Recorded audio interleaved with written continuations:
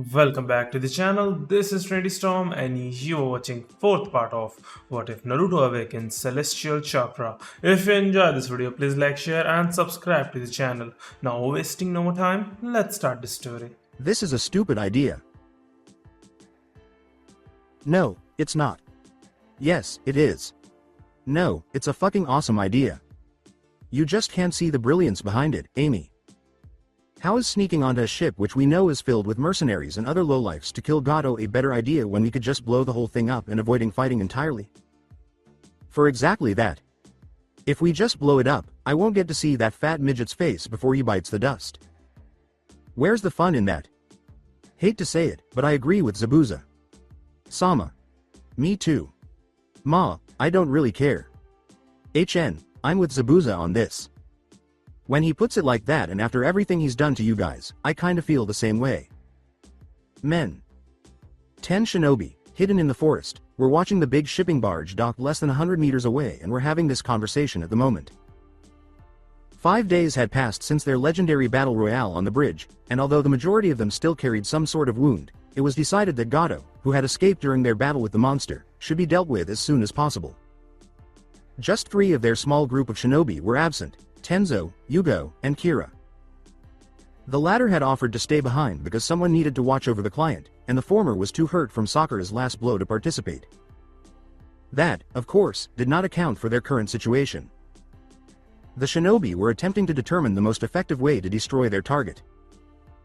Zabuza wanted to witness this up close and personal, if only to see the greedy bastard's face before he died, being the bloodthirsty, vindictive bastard that he was. And, naturally, the swordsman thought, all the better if that also meant a higher likelihood of a fight. Except for Kakashi, who had been hesitant but didn't argue either, the other men in their group had all accepted Zabuza's plan because, well, they were hot. Blooded idiots. That and, as usual, he was nose deep in his smut. Naturally, the group's female members attempted to make their male counterparts less, well, like men. Their plan, if it could be called that at all, was a recipe for disaster. Particularly considering that they were all still hurt. Isn't it preferable to simply set off a few dozen explosive tags and blow the ship up all at once? They could even create a barrier around the ship so they could kill Gato in the unlikely event that he survived. Undoubtedly a much more sensible plan. Naturally, though, no matter how persuasive an argument was, it was ignored. Alright, if we're really going to sneak in, how do you plan for us to get past all the patrols? Amy sighed. I know I saw a couple missing. Nin's among them, so the Kirigakure no Jutsu, hiding in the mist technique, ain't going to work. It'll tip them off. Really big boom. You're kidding.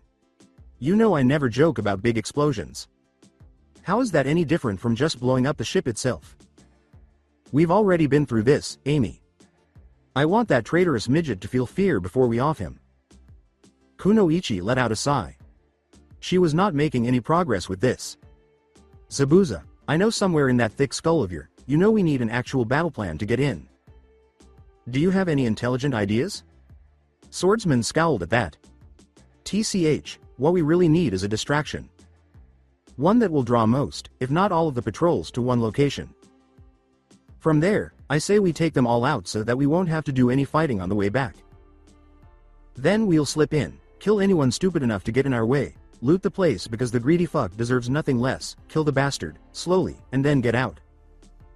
Amy muttered, almost reluctantly, it's a decent plan, after a moment. But what should the distraction be? Naruto asked, grabbing everyone's attention, how about me? He gave a shrug. We've seen how people react to my wings and I'll be flying high enough to avoid any weapons. Once I have their attention, I'll use a technique I have to blind them and then we can take them all out in one shot, no problem. That could work. Are you sure, Naruto? Kun? Haku inquired, her concern visible. The blonde grinned. I'll be fine, Haku. Chan. I'll even use the Henge no Jutsu transformation technique to turn myself into a woman so that I can draw more of them in. Well done, Amy concurred. A female angel is likely to get more attention than a male one. The Kunoichi nodded after a brief period of silence during which they considered everything that had been discussed. Alright, I think we got a solid plan. Naruto, on my signal, head out and try to get the attention of as many mercenaries as you can. You have 3 minutes, after which, lead them over to the southernmost dock. The rest of us will be waiting to attack as soon as you use your technique to incapacitate them. Sound good? Everybody gave a nod. Alright, let's move out. Naruto, on my signal, now. The winged shinobi gathered his chakra, slapped his hands into a familiar hand seal, and conjured up the most beautiful image of his life in his mind as the rest of Naruto's team disappeared into the night. Henge no Jutsu, transformation technique. A slight breeze blew through the leaves almost as soon as the illusion took hold. It illuminated the forest and dispersed the misty clouds that had been darkening the port, causing many patrols to focus their attention on the trees. And something appeared at that precise moment. And what they witnessed would remain etched in their memories for eternity. Because it was lovely. Dazzling, radiant beauty that is heavenly in scope. Gorgeous honey. Blonde hair that fell in gentle waves down the back. Dazzling blue eyes that were so vibrant they could have shamed the sky and the sea. They were full of swirling emotion. Heart. Shaped face with a delicate nose and full lips. And a thin, curvaceous figure, wearing what looked like a kimono that had been altered to expose tan skin, long legs, and 2 exquisite angelic wings that were spread wide to display their radiant glory. Everyone's jaws dropped. Many crumpled to the ground. The majority remained silent, and those who dared to speak could only mumble, "Tenshi, angel." Everyone blushed as the stunning angel smiled before descending gently into the sky. Now everyone on the port, including his own allies and teammates, could see Naruto in full. And that elicited some rather intriguing responses. Amy said over the comms, "Naruto is now in the air." I repeat, Naruto is now in the air. W. Wait, that's Naruto? Exclaimed Sasuke and Kakashi. Shizuki drooled, his face contorted, saying, "Hot damn, look at her. Talk about a babe." He and Sasuke and Kakashi were staring at Naruto's metamorphosis. Humana, Humana. Amy watched the shinobi stare shamelessly at the angel's scantily clad ass, a cruel smile spreading across her lips. You 3 do realize that that's Naruto up there, right? That means that the ass and boobs you boys are checking out belong to a guy. The 3 men went green at that thought and promptly puked into a corner. Shizuki shot a glare at the laughing woman and said, "You're a fucking bitch, Amy," but then he noticed something very interesting. Wait, why didn't Zabuza react? A certain pinkhead blurted out, "I was just thinking that." Raijin's spell was obviously still working on her. I mean, Naruto is a total babe right now and I'm having all kinds of dirty thoughts about him, her, I don't know. Either way, I want Naruto right now. But Zabuza, is he gay or something? The swordsman stammered as his allies laughed silently at the charge. What? I am not gay, bitch. Liar. Look at Naruto. He. She, whatever, you're telling me you don't want to tap that? Don't you see that bounce? Bounce and the jiggle. Jiggle? That's practically the definition of being gay. Oh come on. What about Ryoshi? He didn't react either. He's with Amy, so he's clear. Just admit it. You're gay. I am not gay. R2. Am not. R2. Am not. R2. I am not gay, you stupid flat chested bitch. What did you call me, you sadistic retarded asshole? Amy angrily yelled, "Both of you shut the fuck up." As her hands flared red. To be honest, it was a wonder their enemies were not blinded by lust as everyone, including the few missing. Nin on Gato's payroll, was yelling and flashing lights at each other. Naruto will be here in less than 30 seconds, so get your asses into position. The 2 squabbling shinobi moaned and obeyed, but that didn't stop them from exchanging insults with each other via sign language. For the most part, it was about giving each other increasingly vulgar bird throws. In the meantime, Naruto was struggling mightily not to kill every single mercenary below. The angel had observed that since the full awakening of his bloodline, he had developed an increased sensitivity to the feelings of those around him. It goes without saying that sinful lust accounted for the majority of the feelings he was receiving from his enemies below. Well, what do you expect, brat? You are fucking hot right now. Did he also fail to mention the perverted idiot that was living inside his head? Listen, Naruto. There's this secret technique in the land of demons called the Kage Kagami Shinten no Ho, Shadow Mirror Body Transfer Art. It lets the user permanently transform themselves into whatever image they can imagine. Kukio, I don't want to know. Just imagine if you used it with your Kage Bunshin. You could be banging this hot number right now. Do you even think I'm speaking? Although, I guess you would technically be having sex with yourself. Well, that's just very sick. Mei. Chan? Ray. Chan?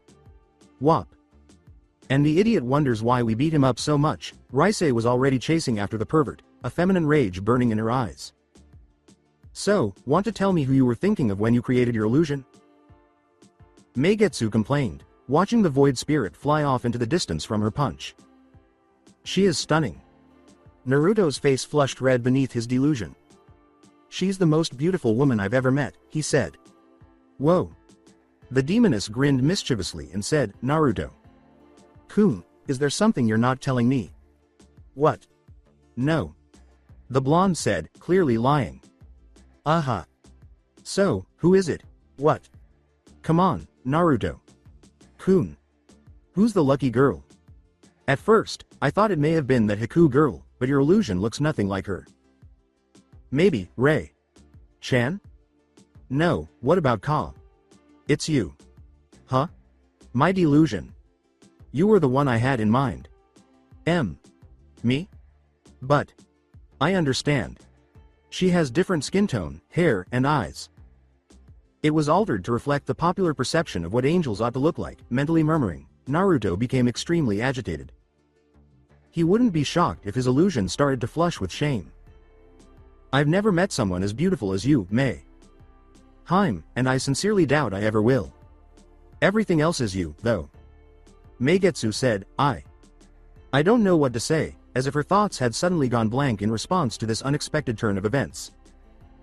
She would be lying if she claimed not to have been moved by her vessel's sincere praise. The Biju could sense the underlying emotions in his words, though she wasn't quite sure what those emotions were. What if there was more truth to her insinuations than she realized? Did Naruto truly feel a connection with her? If so, how or what should she say? For God's sake, she was a mate. Luckily, or unfortunately, depending on your point of view, Naruto had reached the ambush point, so their conversation would have to wait for another time. The changed angel called out, "Come closer," as he was hovering only a few meters away from his allies. All of the guards obeyed, as though they were in a trance. They stepped into a circle of marked kunai, but not one of them noticed. I have something I wish to share with you all. Trembling with anticipation, the mercenaries leaned in closer. This is what I want to share with you, Naruto said, and then his illusion vanished, exposing his actual look and completely upsetting everyone's expectations. Seiden. Kageyaki, Holy Release, Radiance. Naruto appeared to have abruptly transformed into the sun. The shinobi's body burst into a golden white light that was so intense that it blinded every mercenary, making them all scream in pain. They had no protection. And Naruto's group struck just as the blinding light disappeared. Seiden. Hoshiakari, Holy Release, Starlight. Benakiri. Ryu. Kai no Uda, Crimson Mist Style, Song of Blood. Raiden. Kusari no Inazuma, Lightning Release, Chain of Lightning. Kaden. Gokakyu no Jutsu, Fire Release, Great Fireball Technique. Reiken, Lightning Fist. Sensatsu Suisho, Thousand Flying Water Needles. Fushicho Ogi. Senko Kan, Phoenix Secret Art, Scarlet Blaze. Fushicho Ogi. Dai Senko Kan, Phoenix Secret Art, Great Scarlet Blaze. Doden. Doryuso, Earth Release, Earth Flow Spears. Mizudepo no Jutsu. Jirinshia, Water Gun Technique, Rapid Fire. They had no chance at all. The 11 infiltrators were able to board Gado's ship without any problems as a hurricane of elemental fury quickly destroyed the gullible people. The shinobi immediately divided into groups as per their prearranged plan to more effectively scour the ship for their target. Haku, Kagome, and Shizuki occupied the middle levels of the ship, while Amy, Ryoshi, and Zabuza went to the top. Team 7 was left in charge of the ship's lower decks. The moment the Konoha shinobi made it into the cargo hold, they separated and drew weapons. The large rooms were scanned by eyes trained to detect even the smallest detail, looking for hostiles or traps. After searching every nook and cranny of the hold for several anxious minutes, they were finally able to relax. "Looks like nobody's here, Ma," Kakashi remarked, surveying the rows of armors, weapons, and artifacts on exhibit. "Alright, my cute little genin, listen close. Everything in here can be used in some way to benefit our village, so we are going to seal it all into storage scrolls. If you see anything that you like and think you can use, put it aside and I'll take a look at it." Hi. The three genin got to work on their mission right away, and Naruto's clones made things go much more quickly. Gato's horde was mostly made up of items that were too decorative to be of any real use to the shinobi. However, they did take notice of a few things. The Uchiha discovered a battle chain with an arrowhead at one end that was several meters long for Sasuke. It appeared to be chakra conductive, deadly, and able to greatly enhance his current skills. The ideal instrument for the vigilante. The mere sight of the lethal-looking weapon conjured up ideas and visions of how he would use it to murder his treacherous brother. "Yes, this is something I can work with," he thought as he grimly smiled and picked up the tool. He hurriedly encircled his chest in the chain and carried on. Naruto, on the other hand, had not discovered anything that truly suited or was useful to him. He was almost done caulking his half of the room, in fact. A voice called for him as he was about to begin working on the second. 2. Last row. Naruto. When the teenager looked up, Kakashi was waving at him. "What's up, sensei?" The man pointed to the screen next to him and said, "I think you'll want to see this." It contained a worn-out pair of shoulder guards, boots, greaves, and arm guards. The dull white, gold-trimmed armor was more streamlined than traditional samurai armor. It was covered in innumerable seals, all of which were stylized to show angels and light rays fighting the Dark One's forces. Naruto understood exactly what was in front of him in that moment. "Sensei, is this?" When Kakashi saw his student's expression light up with recognition, he grinned. "What we have here is half of the Kago no Yoroi, armor of divine protection, the armor of the Uzumaki clan. It's a special armor that's only made for the Uzumakis that have fully awakened their bloodline. Shame that we're missing so much of it, but I figured you'd still like to have these pieces. The arm guards, greaves, and boots will be especially useful to you given your taijutsu and kenjutsu style."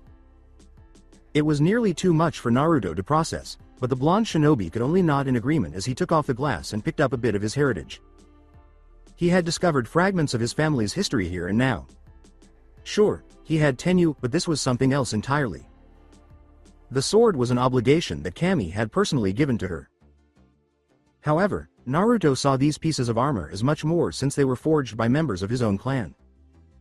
Kakashi said, "Looks like they might be a bit big for you. I'm sure we could get them resized back in the village though." "Hi. I can bring it over to Hideki." Kakashi. "Sensei." Naruto. "Sasuke. Kun." Sakura's urgent voice spurred the rest of Team 7 to the girl's side in an instant. And what they saw cemented their jaws firmly into the hull of the ship. The girl was in front of a display that contained a bronze-colored disc that was eerily familiar, but instead of a lightning symbol, it bore a stylized fire emblem. Naruto sighed, rubbing his face in frustration. "You have got to be kidding me," he said. 3 divine objects on one island. Kami, Sama and Shinigami. Sama must have something to do with this. "It appears to be the elemental talisman of fire," Kakashi remarked, stooping to have a closer look at the celestial object. The man turned to the two who had fire affinities and said, "Which means it'll only work for someone with a fire affinity. So who's it going to be?" Sasuke and Sakura gazed up at their teacher in almost perfect synchronization, then at each other, then back at the talisman, and then they repeated the entire process twice. After that, they gradually recovered from their shock and realized that, yes, another divine object was in front of them and that, should they prove worthy, they would have the amazing opportunity to use it. Who, though, would accept it? Sakura was the first to speak after pausing for thought. "I already have the talisman of lightning. You should take it, Sasuke." "Kun." Sasuke's eyes widened in obvious surprise as his head snapped toward his teammate with pink hair. "Eh? Are you sure?" With a smile on her face, she nodded. "Naruto and I both have divine objects. It's only right that you get one too." Feeling moved, Sasuke looked back at the holy item that was in front of him. It was alluring. He was unable to hide his desire to take up the talisman. He would be able to control fire like never before, which would make killing his brother even more likely. However, he couldn't shake the feeling that it wasn't right. That the fire elemental talisman was not intended for him to use. That the girl standing next to him was the intended recipient. Furthermore, wasn't it previously stated by Naruto that the elemental talismans were meant to be a set? The Uchiha sighed, taking a step back to study Sakura. You take it. I'm serious. You take it, Sakura. Sakura exclaimed, startled by what she heard. Is Sasuke Uchiha turning down an opportunity to gain greater authority? The pinkette was certain that her jaw had fallen below the surface of the ocean. Her teammates were equally taken aback. But Sasuke-kun, don't you want it? He gave a shrug. Of course I want it. But I get the feeling you're the one meant to have it, not me. Besides, we've already encountered 3 divine items on one island. And this is just our first mission outside the village. I'd say the chances are pretty good that we'll find more. Maybe one that's an actual weapon. Well, if you're sure. I'm sure. Go ahead. Some demon crept into Naruto's mind as he watched his pink-haired comrade take off the glass and grab the talisman. She remarked, you know, the Uchiha's got a point. To find that many divine gifts in such a short span of time and within a couple miles of each other simply cannot be mere coincidence. I'm sure the gods have something to do with this. I understand. However, if the gods are truly behind this, it suggests that danger may be approaching sooner than previously believed. You sound worried. Is it my fault? The assignments we were given were extremely difficult. Furthermore, we might not have as much time to get ready as we had before. Keep your hope alive, Naruto-kun. Rise, Kokyo, and I will exert every effort to ensure that you and your team successfully navigate this. After this mission is over, we'll ramp up the pace of your training. Do you believe that will suffice? It must be. Really, all we can do is hope for the best, prepare as best we can in the time we have left, and give it everything we have when the time comes. You're right, as usual, Naruto thought to himself, and the angel sighed. Thank you for reminding me, Mei-chan. Anytime, Naruto-kun. It took all of Kakashi's, Naruto's, and Sasuke's composure not to run over and take the talisman from her hands at that very moment, but it was lucky that they did not give in because a moment later, there was fire, intensely hot, multicolored fire that blazed to life and engulfed the pinkette in its flames. Sakura's whole body arched as she suddenly threw her head back and screamed. The cry reverberated throughout the ship's hull. Sakura was standing in the middle of a fire so hot that the metal hull beneath her feet was starting to melt, but all of a sudden the screaming stopped. It just stopped. Is she alright? Questioned Sasuke. Naruto remarked, I believe she is in her mindscape. Did this occur previously? Kakashi inquired. Exactly, but with lightning in place of fire. For her test, she'll most likely run into Kagutsuchi Sama. Oh well. Known. Rough voice interrupted the communications before Kakashi or Sasuke could react to the news that their pink-haired comrade was going to meet a god. My name is Zabuza. Our sights are fixed on the goal. The obese midget is unprotected and alone. The 3 Konoha shinobi who were present scowled at this information. They knew that even with their ruse to kill the guards, there would still be a few men protecting Gato, especially in light of everything that had transpired on the bridge. This is Kakashi. Could you say that again? Did you mention that the target is undefended and on their own? Yes. The midget seems extremely sure that we won't be allowed in, which I doubt because he isn't that foolish, or there's a problem. My instinct tells me the latter. Keep your guard up, Kakashi. This doesn't feel right. Copy that. Haku, did all of that make sense? Haku, Shizuki, Kagome, are you copying? *T. There is unquestionably a problem, Kakashi. Let's meet again at oh fuck. Yet you are H. Zabuza? Amy? Ryoshi? Naruto? Shit, Kakashi swore. Me and you are on our way up. I want you to take to the skies and send me any information you come across. As you come across adversaries, exercise caution. The angel nodded. Sasuke, I need you to stay here and watch over Sakura until her test is over. We don't know what's going on here. That this is a divine object and that our mission went so spectacularly wrong raises suspicions. You continue to be vigilant and aware. Anything going on could be a diversion from obtaining the talisman. Hi, with 2 kunai already drawn, Sasuke nodded. Let's go, Naruto. After racing back onto the deck, Kakashi slipped into the shadows and Naruto shot into the air. They scanned the ship for a few tense moments, checking in with each other occasionally over the comms, but nothing seemed wrong most of the time. Making his 7th sweep across the ship from the night sky, Naruto thought, something feels very wrong here. I can even see Kakashi Sensei, but for some reason, I can't feel his chakra. Meigetsu clarified, her voice tinged with concern. That could mean that someone or something ridiculously powerful is releasing so much energy, that it's literally suppressing everyone else's presence. I want you to be very, very careful, Naruto. Kun. It might be, so be careful. Right away, Naruto banked left, narrowly avoiding a wave of black chakra that sliced a slit through the clouds covering the night sky. The blonde angel spun around, ready for battle, but froze in sheer terror at what he saw. Fuck. Meigetsu spoke in despair, no, as Raisei and Kokyo, who were standing next to her, had collapsed to the ground with fear in their hearts. It's too soon, Meigetsu said. The man floating before Naruto was tall, handsome in an unfair way, built like a freaking truck, and practically reeked of world ending power. His long, shaggy black hair seemed to writhe and move on its own as he stroked his pointed beard in open amusement at Naruto's curse. His entire body, save for his head, was covered in black and red armor, and he also had an absolutely lethal looking halberd strapped across his back. But none of that really mattered to Naruto. Instead, what truly captivated and frightened the blonde angel? Daidenshi. Oh no, not just any Daidenshi, the man laughed, making Naruto's skin crawl at the sound of such a twisted, cruel laugh. My name is Yami Daidenshi, the firstborn, and I'm known throughout the 9 realms as the right hand of the Dark One and the Harbinger of Doom. You've probably heard of me. The Harbinger of Doom, the first of the Daidenshi, was known throughout the mortal realm for destroying half of Iwagakure, killing the Tsuchikage and Mizukage, annihilating over 60,000 shinobi, and slaughtering 4 fully trained Jinchuriki, all without so much as a scratch.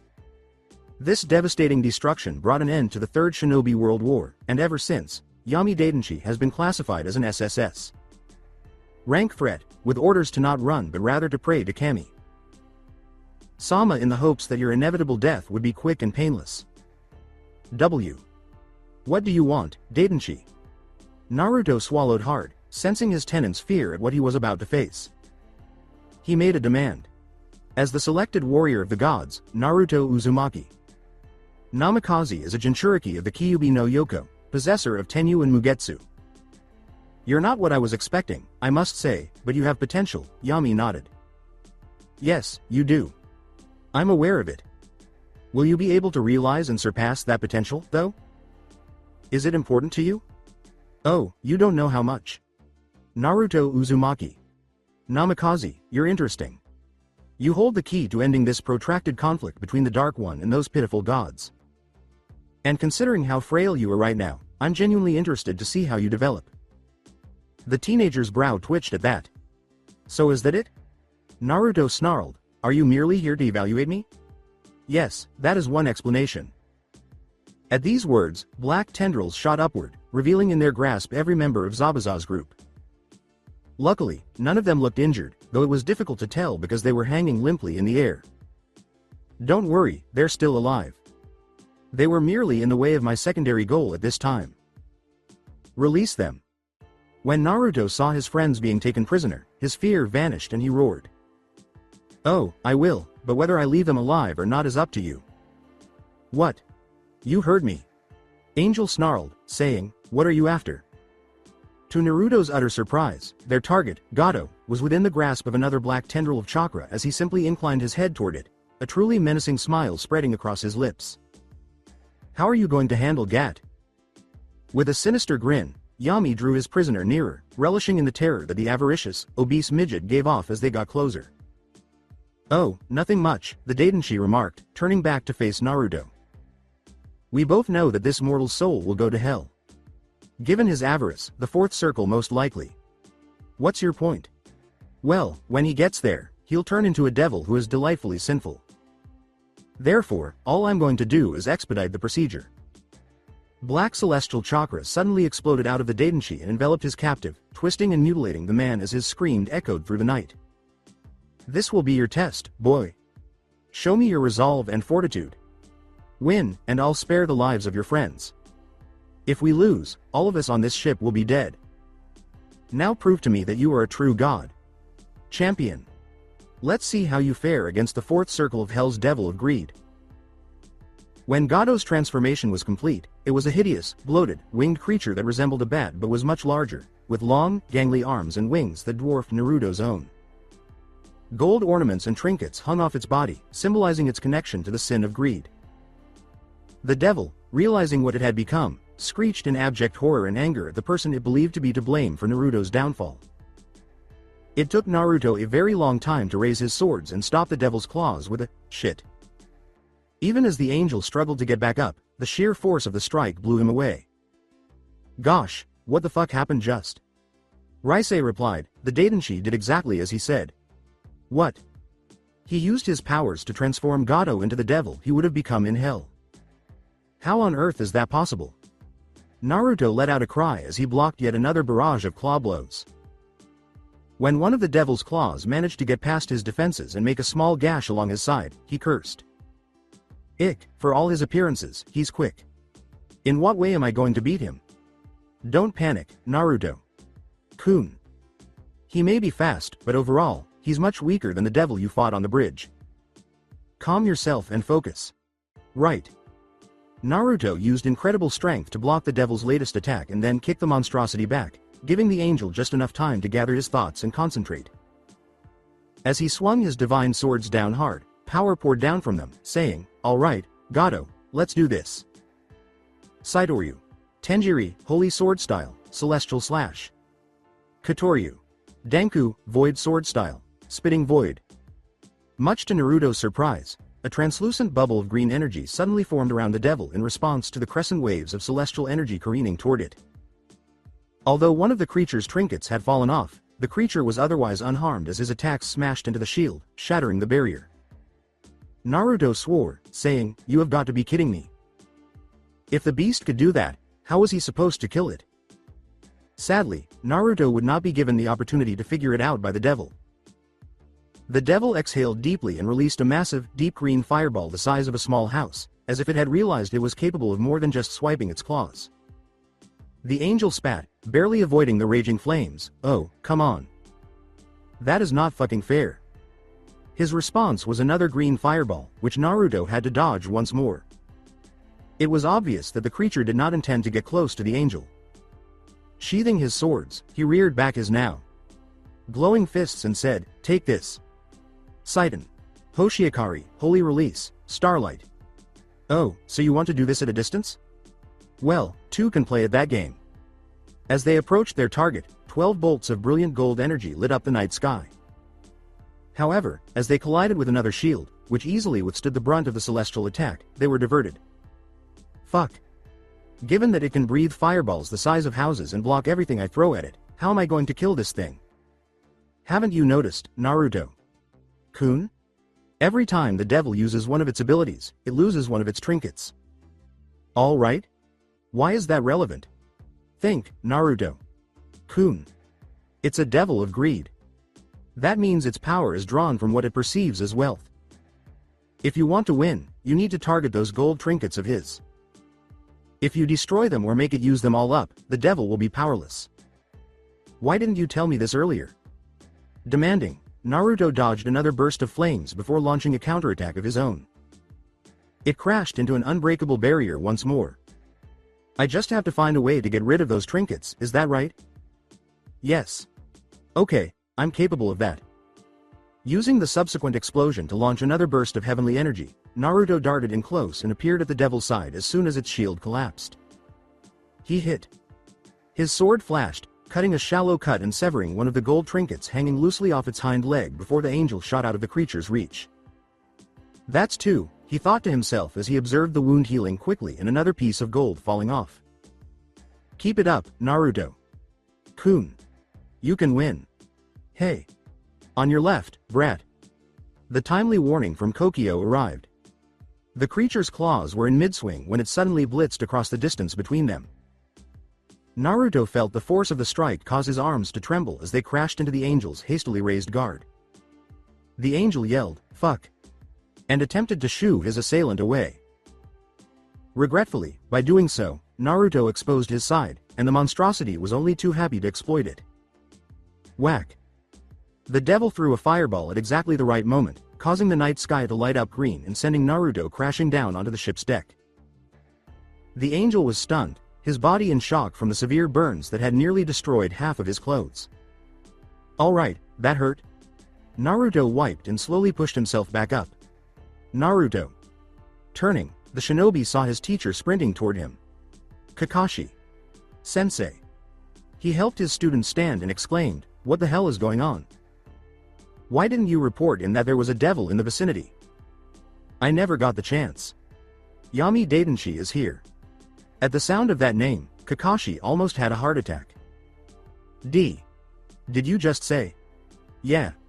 And that devil I'm fighting is Gato. Kakashi's horrified and stunned expression would have been priceless if their circumstances hadn't been so dire. Yami did something to transform him into a devil and now he's making me fight it as some kind of test. He has Zabuza, Haku, and all the others held hostage, and if I lose, he'll kill them and everyone else on the ship, including you, Sasuke, and Sakura. Shit, well, let's kill it together then. Regretfully, a black chakra tendril shot through the air and ensnared Kakashi as soon as the Jonin finished speaking. Despite his best efforts, the shinobi with silver hair was unable to escape. "It's not my intention to assist your pupil, Kakashi from the Sharingan," Yami said, floating over to where they were. He turned to face Naruto and said, "This is a test and you should know better than to interfere. Get back to it, Naruto. If you do not end this soon, I might just lose my patience." Gritting his teeth, Naruto tore off the ragged remnants of his top and launched himself back into the heavens. He flew up to engage the monster, his weapons glowing in the darkness. He slammed his swords against the devil's shield, thinking, "I need to finish this as soon as possible," but to no effect. The angel cursed, parrying another claw strike before flapping his wings hard to shoot up into the sky and avoid a green fireball. The beast screeched in defiance and tried to swipe at its opponent in retaliation, only to receive a blast of wind that pushed it back, making it miss. He still has an excessive amount of trinkets. "Guys, any ideas?" "Aim to blind it," Meigetsu suggested. "If it can't see, it won't be able to defend itself. It may not always maintain its shield, but it's worth a shot." Naruto unleashed another burst of heavenly energy, using the momentary pause it produced to traverse the series of seals. Saiden. Kageyaki, Holy Release, Radiance. It appeared as though a powerful searchlight had just exploded in the devil's face. The beast shrieked, clutching its injured eyes as it fell backward in agony. Regretfully, the creature demonstrated greater intelligence than they had initially believed, as it promptly raised its shield once more, shielding itself from any potential damage while attempting to restore its vision. "Alright, that didn't work. Stupid brat. Think. You're not limited to just holy celestial powers. You also have the power of the void. You can slip through that barrier, blast away all its trinkets with a futon ninjutsu, and finish it off." Naruto's gaze expanded. Naturally, of course. Why hadn't he considered that earlier? Because you're an idiot of the nth degree. Stop talking. It's time to complete this. Kuden. Kaiheki, Void Release, Crossing Gate. Naruto unleashed a move that could only be described as a rip in time and space itself with a single swipe of his Mugetsu. The angel vanished momentarily into the dark emptiness before resurfacing from another tear, but this one was contained within the devil's shield. Futon. Daitopa, Wind Release, Great Breakthrough. With the force of a truck, the howling blast of wind struck the blinded devil, sending it hurtling out of its shield and onto the ship's deck. The beast was rendered completely helpless as all of its ornaments had been destroyed by blasts from Naruto's sword. With Tenyu glowing in the night sky, he swung his sword through the beast's chest, pinning it to the ground and consuming it with pure fire. Saidoryu. Tenmo, Holy Sword Style, Heaven's Vengeance. The devil let out a cry. Its very soul was being burned by the holy fire, and waves of agony were rushing through its body. And no matter how hard it thrashed or what it did, the monster was unable to escape. It continued to scream. It cried out in agony until Naruto, unable to bear the pain in its voice, leapt to his feet and killed the devil for good with a single blow of his sword. Thus, Gato, the billionaire, passed away.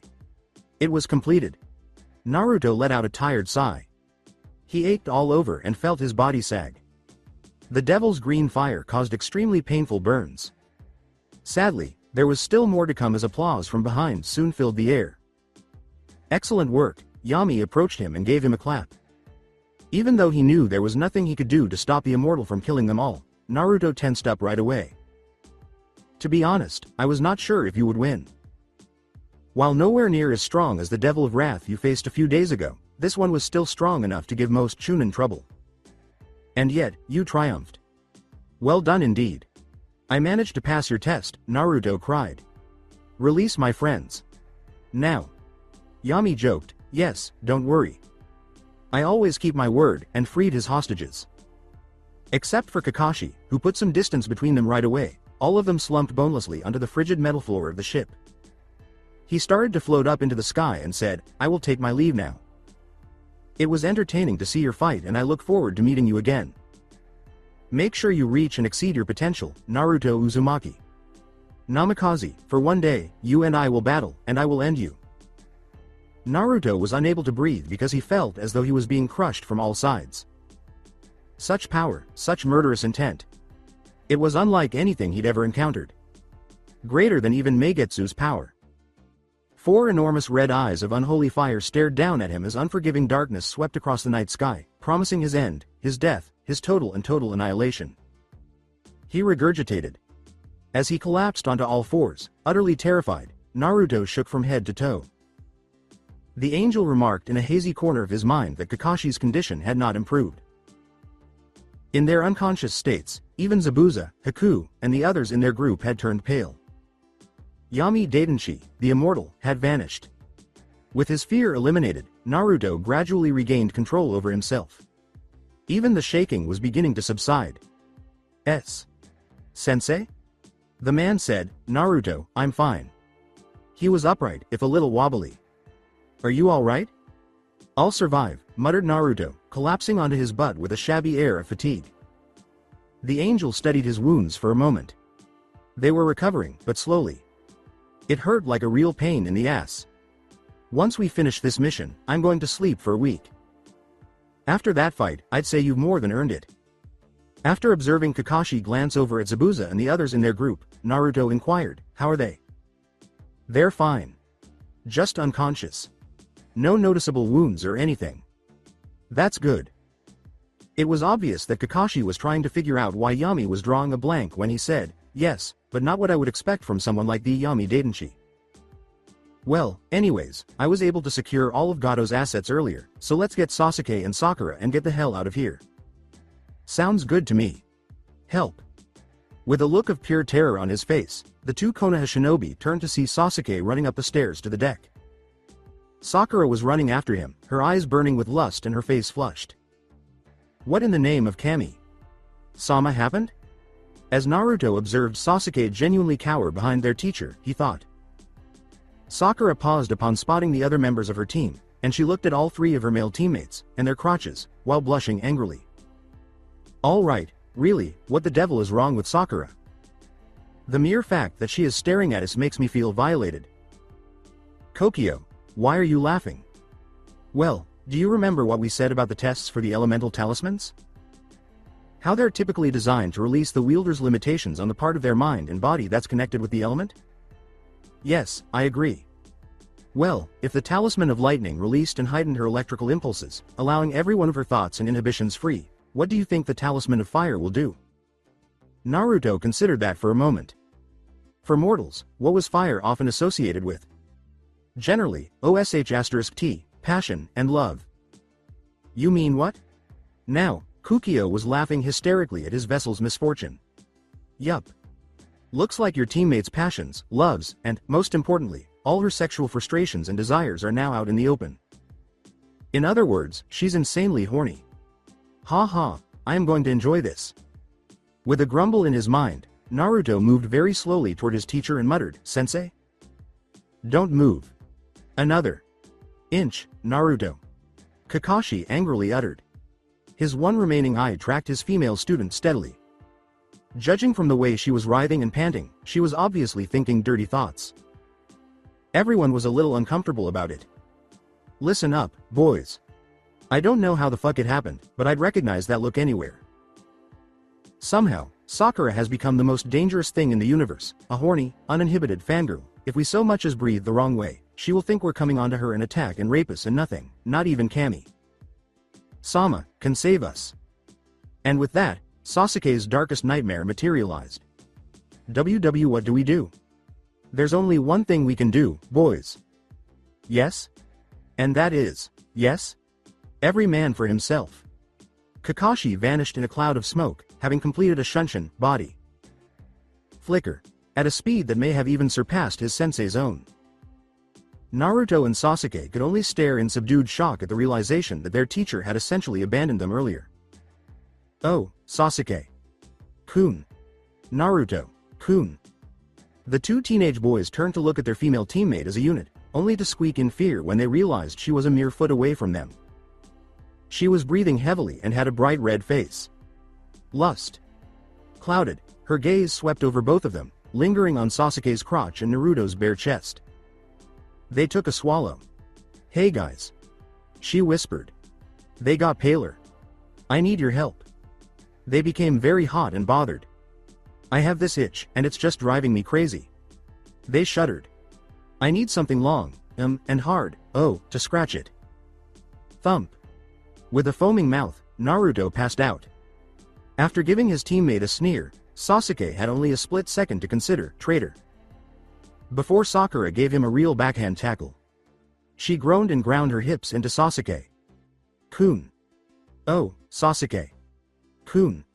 I'm so horny, please, take me." "What? Fuck me, Sasuke-kun," pleaded the wildly infatuated Kunoichi. "Stick your fat dick into me and make me yours. Don't you want to know if pink hair is my real color?" With a scream, "Hell no. Get the fuck off me." Sasuke shoved the girl away and dove practically over the ship's side and into the ocean below. Sakura yelled after him, "Don't run, Sasuke-kun. You know you want it."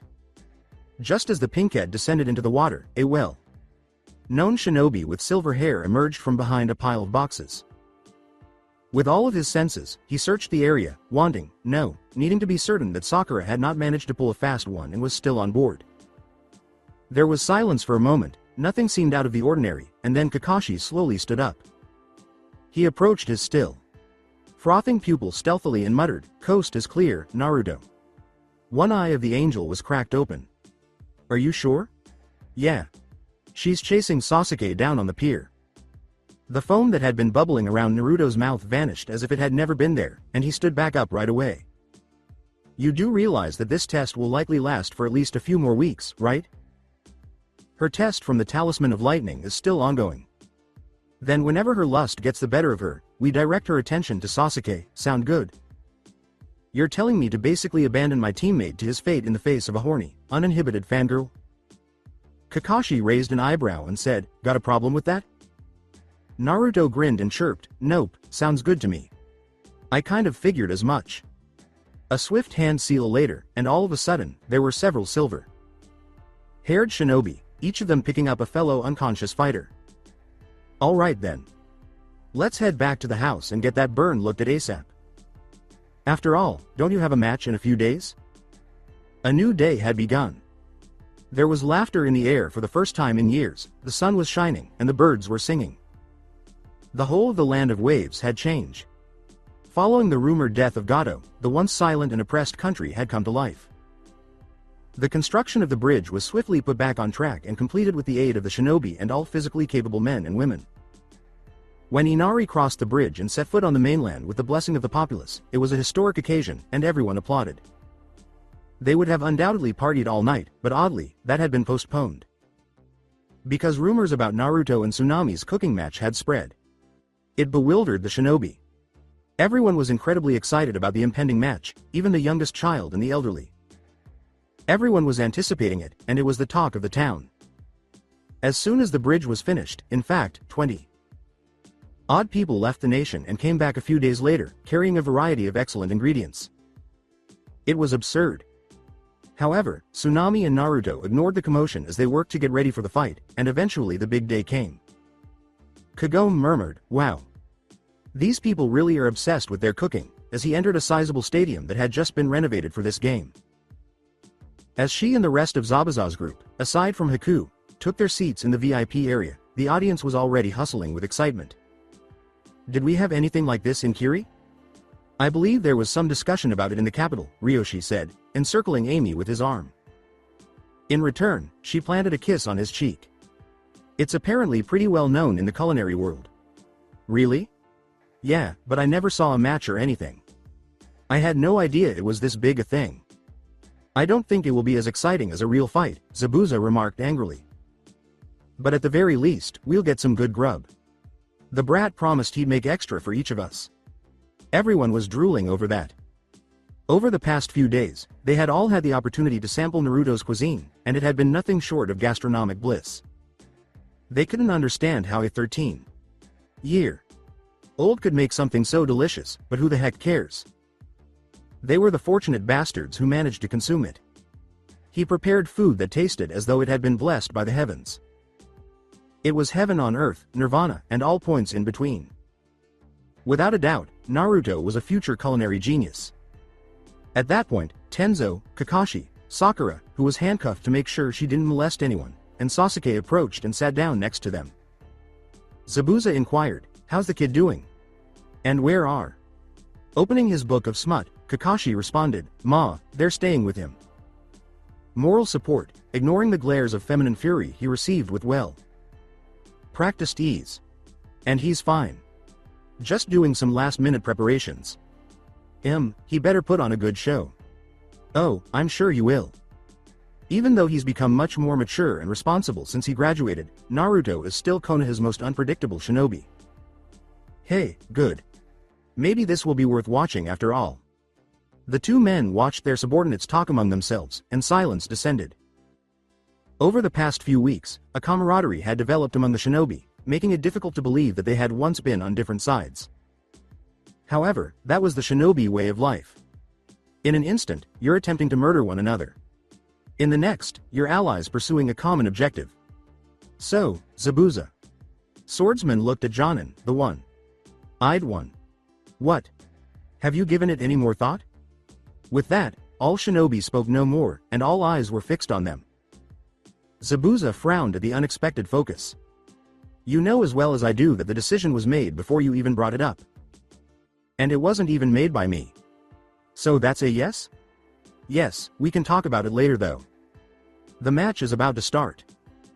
The shinobi turned to watch a man enter the stage wearing the most ridiculous suit they had ever seen, a white one with a pattern of black card suits.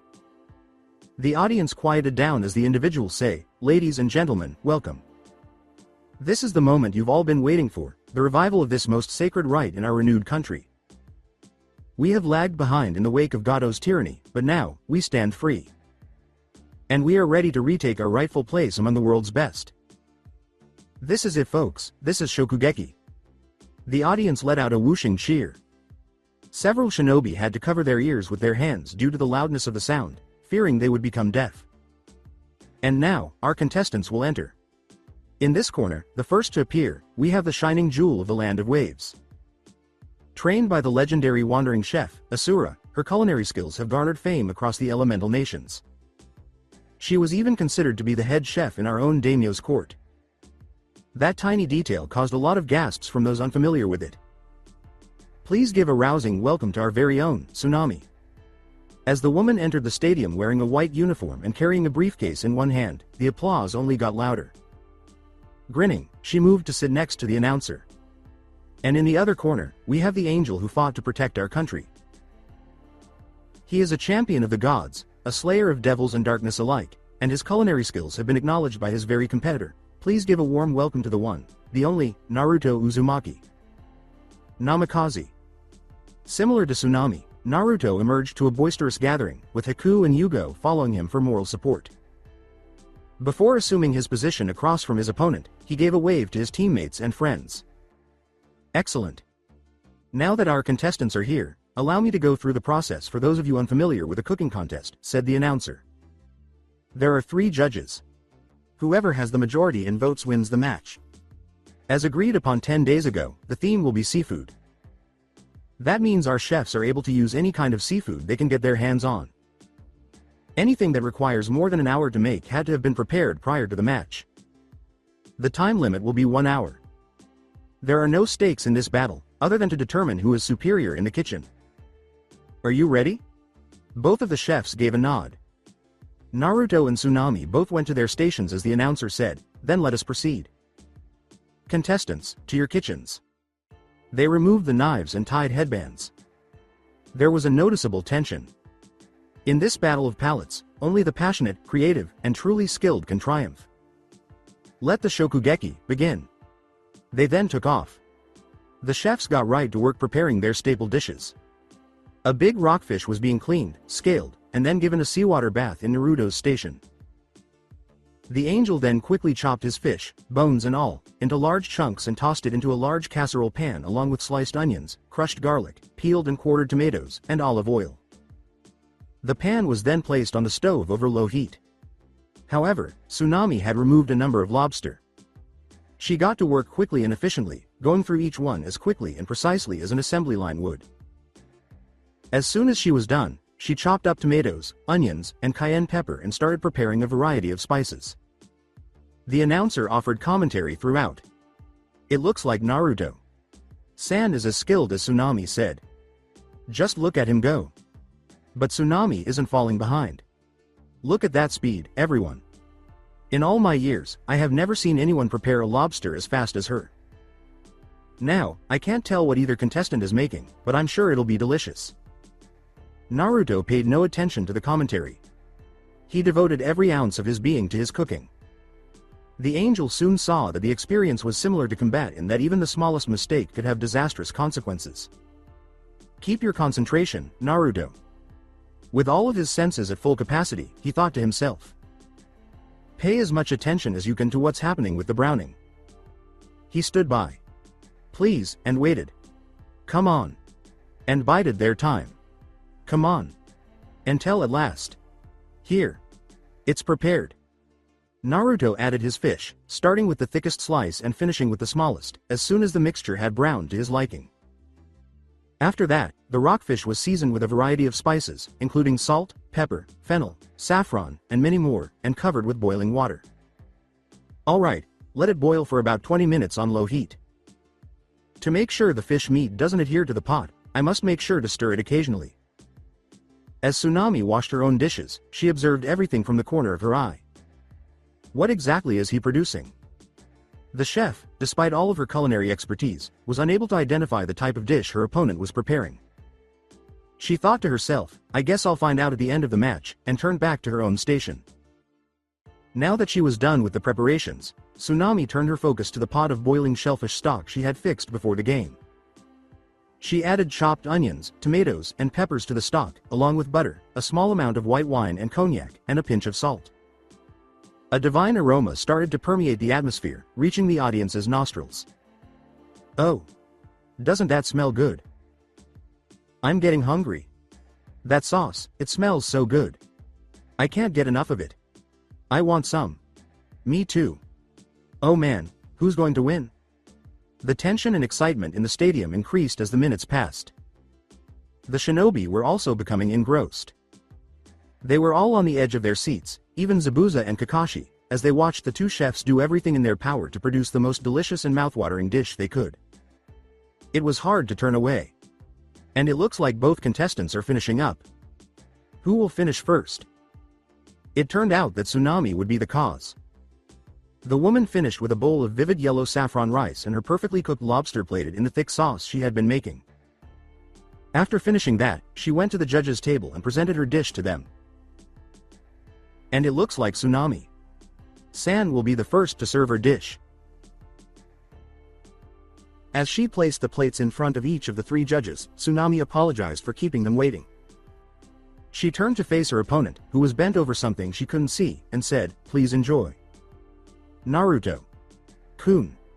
I made a plate for you too. He threw whatever he had been working on into the pot and exclaimed, "1 second." He gave it a couple of stirs and then walked over. "Thanks, Tsunami-san." The first judge, a fat man, remarked, "It has a great aroma," after taking a deep sniff of the food. The contrast of the red lobster and the yellow saffron rice is quite beautiful. And you did a great job with the lobster. I see no scratches on the legs or antennae. But what's this rich depth I feel? Inquired the second judge, bending down to try and ascertain what the tsunami had done to the animal. This aroma, it's as if I'm standing in the middle of a lush forest. Taking up her chopsticks, the third judge said, "Well then, let's see how it tastes." "Itadakimasu." The other two judges echoed, "Itadakimasu." They took their first bite together. The judges' clothes exploded off of their bodies, and the shinobi present would swear for the rest of their lives, even in the afterlife, that they had been duped. The lone female judge arched her back and let out a cry of pure ecstasy, while the two male judges appeared as though they had been struck by raging blows of flavor. With a flush on her face, Sakura said bluntly, "I think she just had an orgasm." "Damn, that was hot." "Hey, Sasuke-kun, what do you say?" "No. But, no. And no to all your follow-up questions too." "Ah.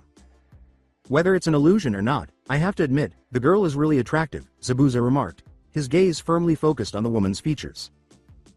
The other shinobi said nothing, unsure of what to make of the spectacle they were seeing. Didn't need to see the other's junk though.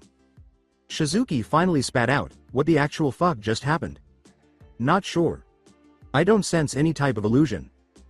A voice from behind them inquired, "Is this your first time witnessing a gastronomic disrobing?" The shinobi turned their heads collectively.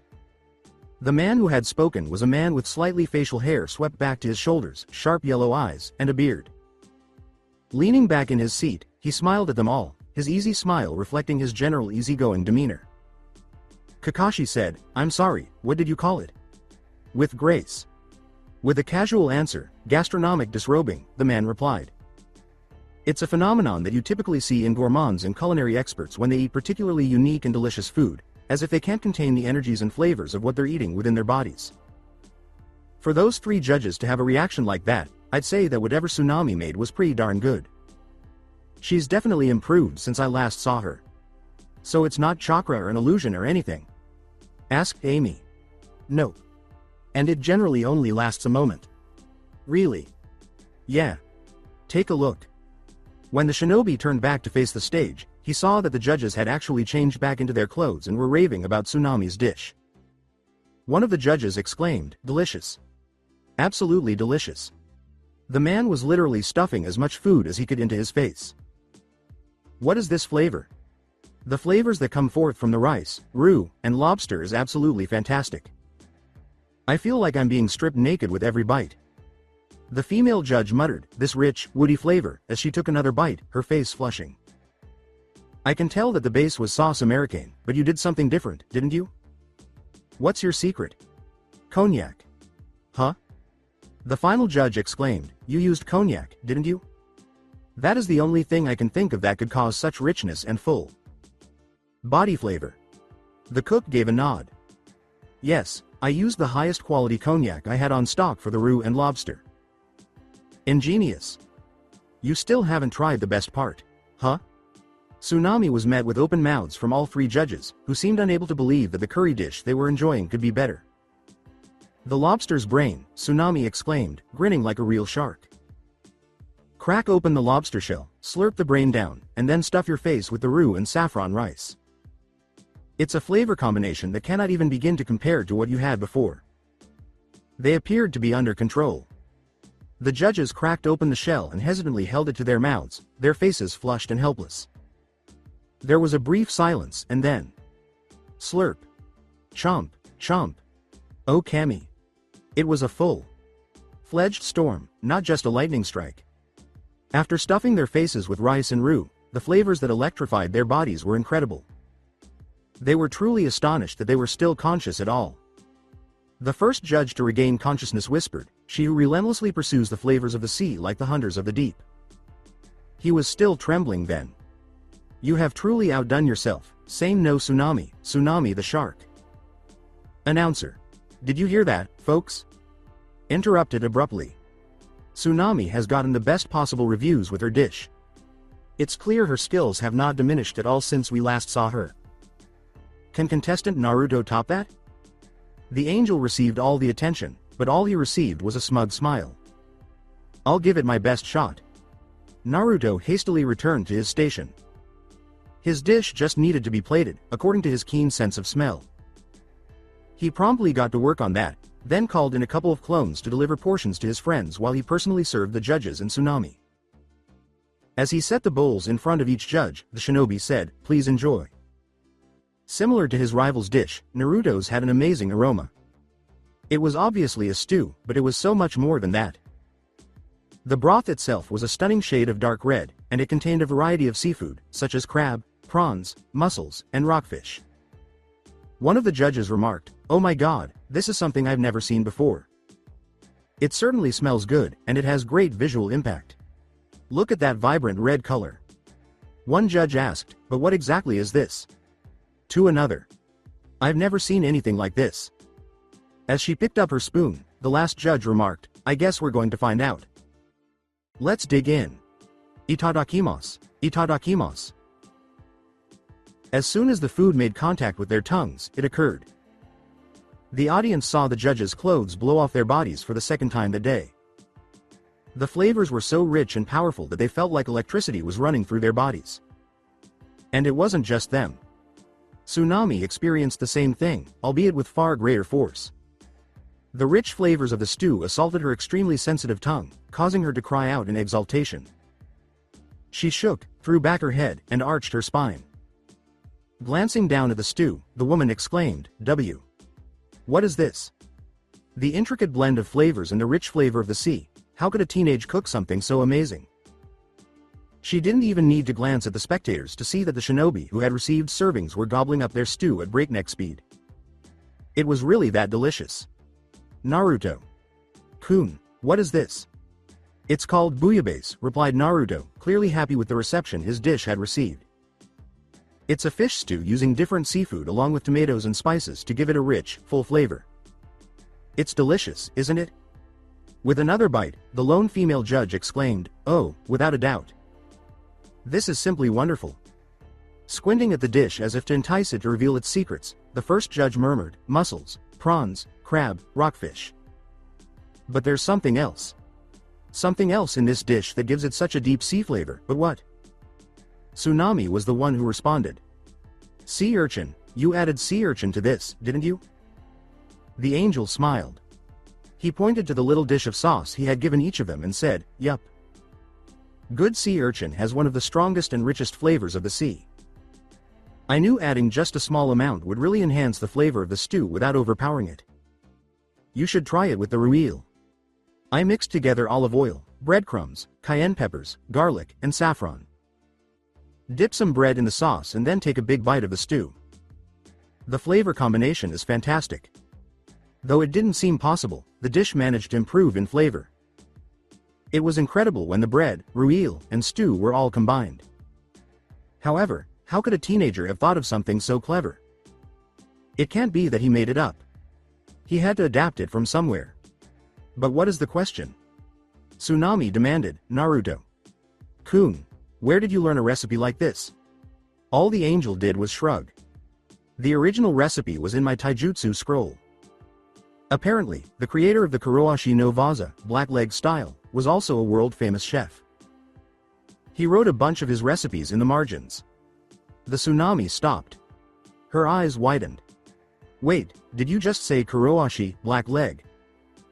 Yeah. Why? What's his name?" "Huh?" "Requiring, his name, Naruto. Kun."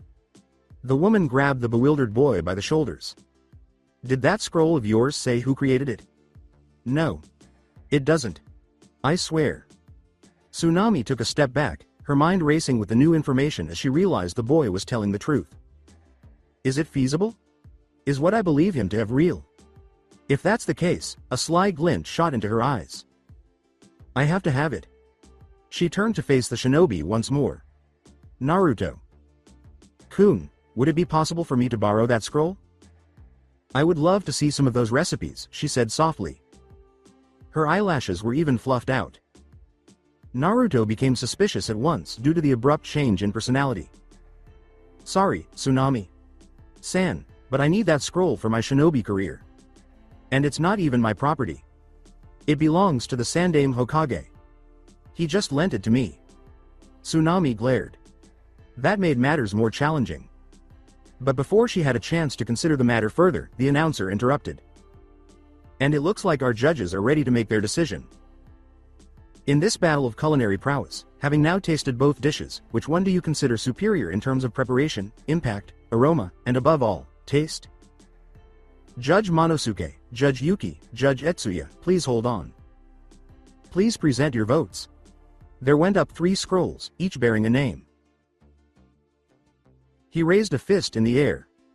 And the announcer exclaimed, and there you have it, folks. In a complete shutout, the victor of this renewed Shokugeki is the one, the only, Tsunami. Naruto sighed as the crowd's thunderous applause reverberated throughout the stadium. He could tell he had been beaten the instant Tsunami's food touched his tongue. His taste buds were in nirvana due to the complexity and sheer depth of flavors. The dish had the chef's face on it, reflecting all the endless hours Tsunami had spent refining and perfecting it. It was all his fault. In addition, the woman's years of culinary experience far exceeded his.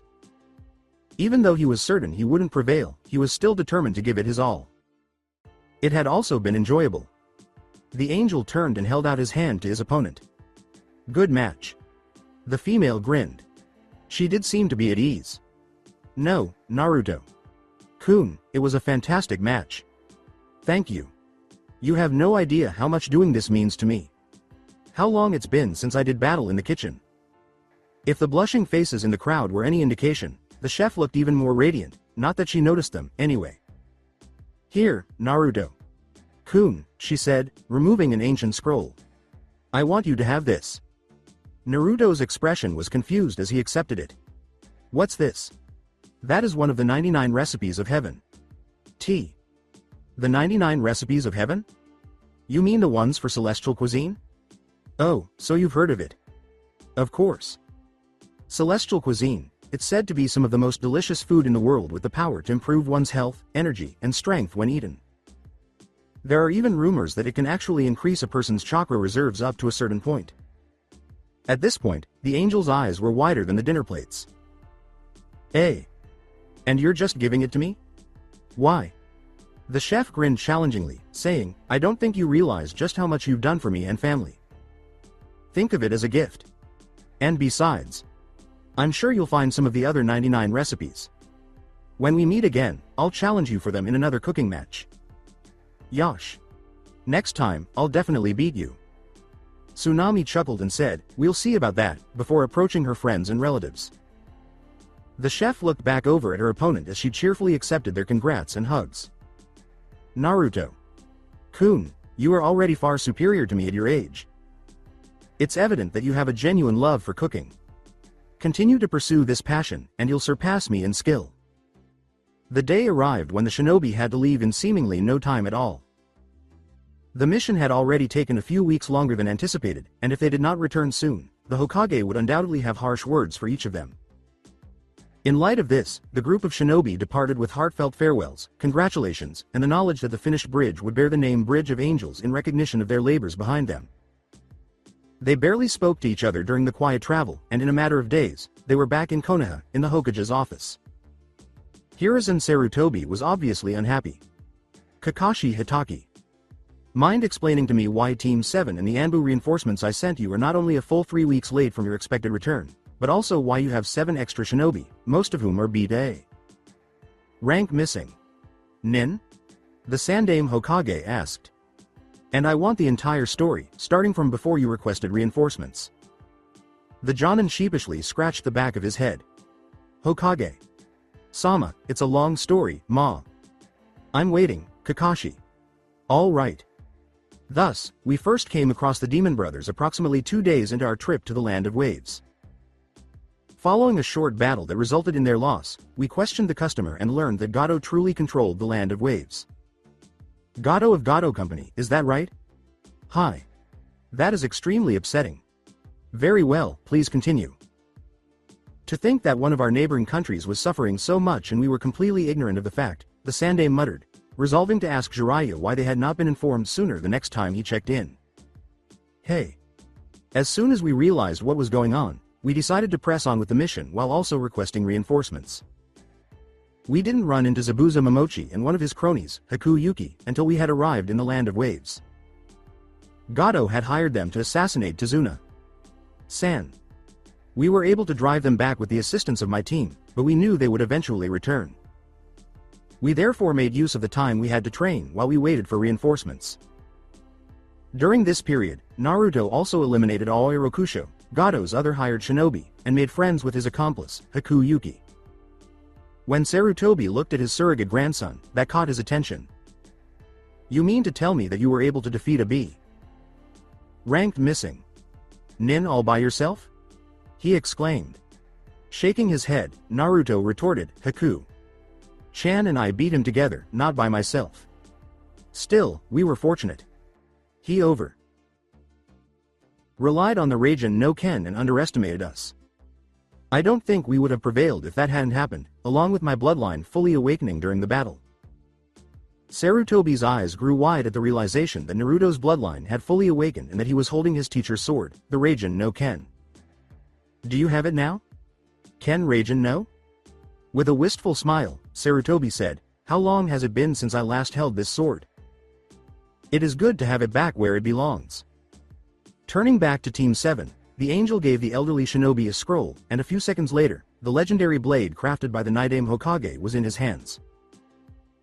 For its retrieval, each of you will receive payment appropriately. With that, the team grinned. The Hokage scowled and narrowed his eyes at the handle. However, it feels different. Was it harmed? No, the sword could actually be activated by anyone, including someone with a wind affinity like myself, because it contained the elemental talisman of lightning in the hilt. I took it off while on the mission. The lightning's elemental talisman? Now that you have it, how? Sakura Haruno answered, much to Sarutobi's utter surprise.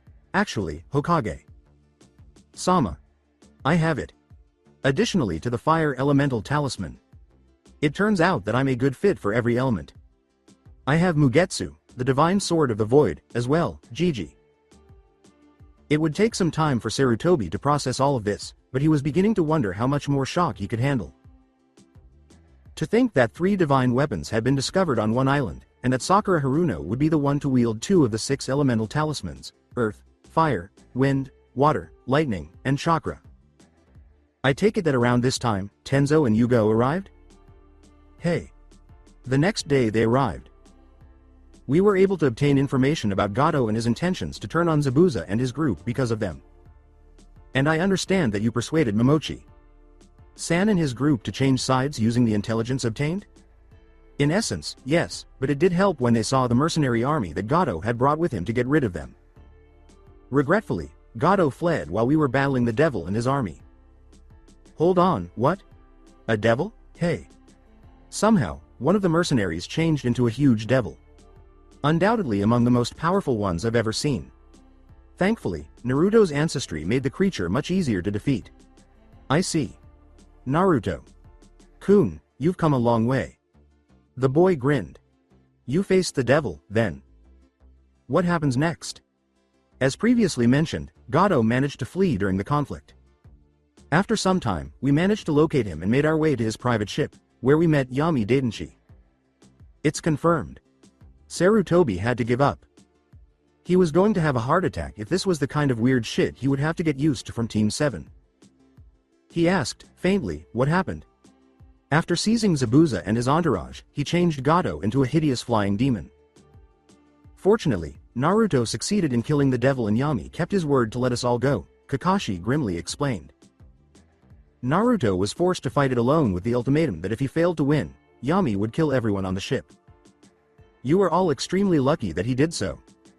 Believe me, Hokage Sama, we know, Kakashi uttered, forcing himself to calm down at the thought of Yami's evil key.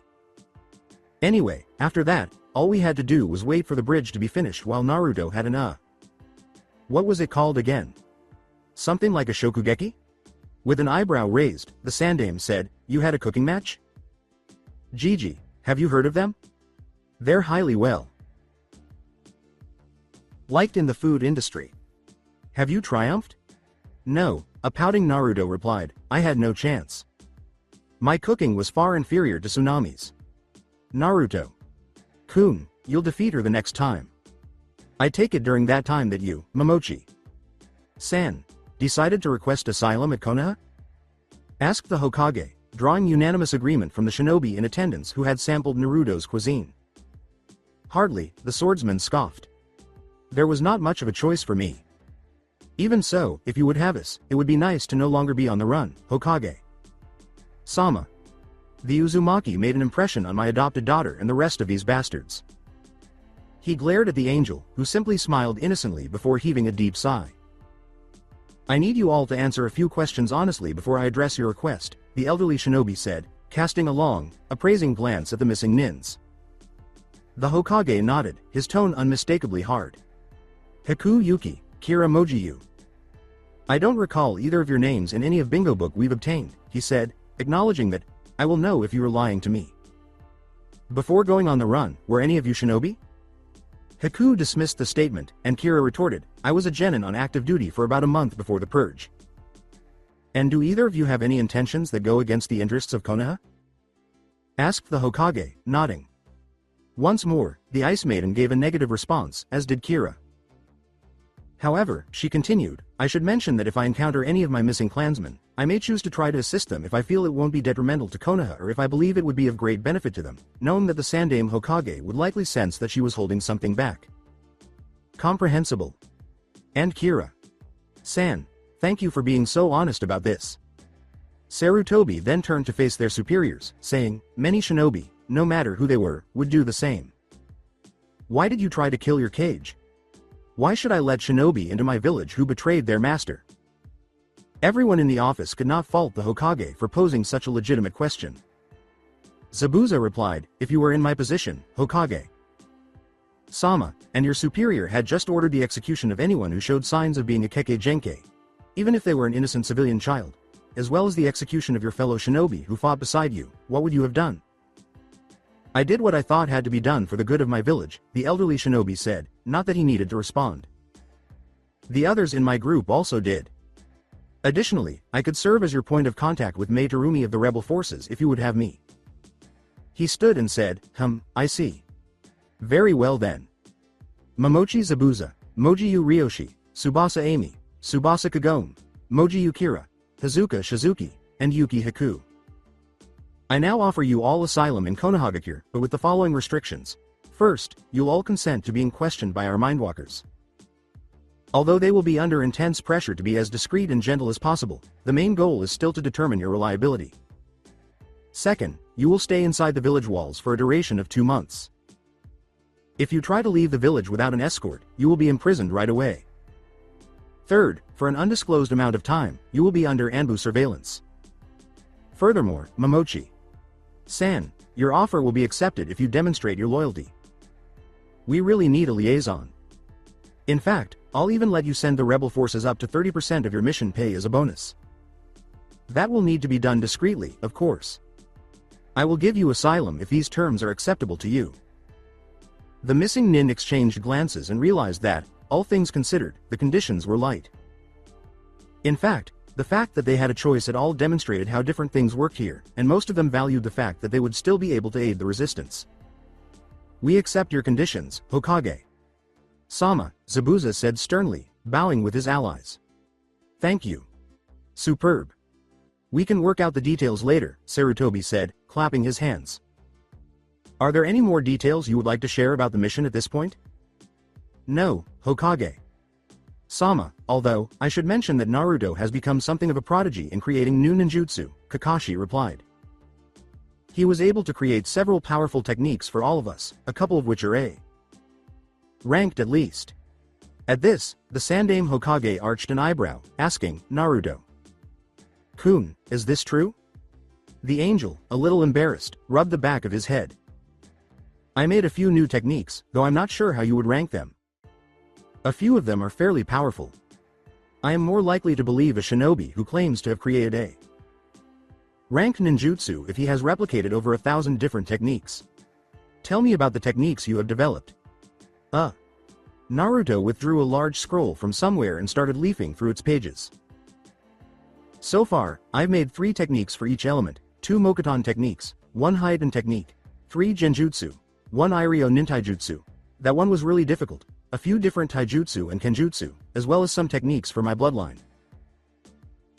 In addition, I created a method for Tenten, the daughter of Higurashi-san, as well as for each of my classmates. That is quite a lot of techniques, Naruto-kun. Understatement of the freaking century. But how did you create techniques for all the elements? If Naruto was telling the truth, villages all over the elemental nations would be pursuing the boy, either to recruit him for their use or to kill him for the military might he could provide to Konoha. If Sarutobi had been anyone else, his jaw would have dropped to the ground at the sheer amount of techniques his surrogate grandson had created. It was mind-boggling. Forget about being a Jinchuriki. If what Naruto said was true, then there was no doubt in the Hokage's mind that villages would be searching for the boy. Wind and water are your affinities. I had help, Naruto explained, patting his stomach. Most of the room's older shinobi, including the former Kiri Nin, understood, but Haku and Kira, his teammates, were perplexed. Just because I can't use them doesn't mean I can't make them. Are you able to provide us with an example? Yes, Gigi. Please fetch Shikaku, Inoichi, Choza, Hiyashi, Shibi, Sum, Asuma, Kurenai, and Guy for me and have them meet us training ground too, the Hokage said, glancing toward the Anbu present in the room. Before we distribute them, I have a suspicion that they'll want to see this and give their approval to the methods. With a nod, the Anbu vanished into thin clouds of smoke. Follow me then. Seeing their Hokage leading a large group of shinobi through the streets of Konoha was quite the sight for the people of Konoha. In fact, the spectacle was so strange and unusual that by the time they reached training ground 2, several other high-ranking shinobi had joined them out of curiosity, and there they were greeted by the various clan heads and Jonin instructors the Hokage had called for. Kurenai Yuhi, the stunning Jonin instructor of Team 8, bowed to meet them, saying, "Hokage Sama, it is good to see you." She had an hourglass figure, long, bushy black hair, ruby red eyes, and no man in Konohagakure had not thought of her in a less than pure way. Unfortunately for them, Kurenai was also known as the Ice Queen of Konoha, having turned down nearly every approach and not above using genjutsu to make them leave her alone. "Alright, Kurenai-san."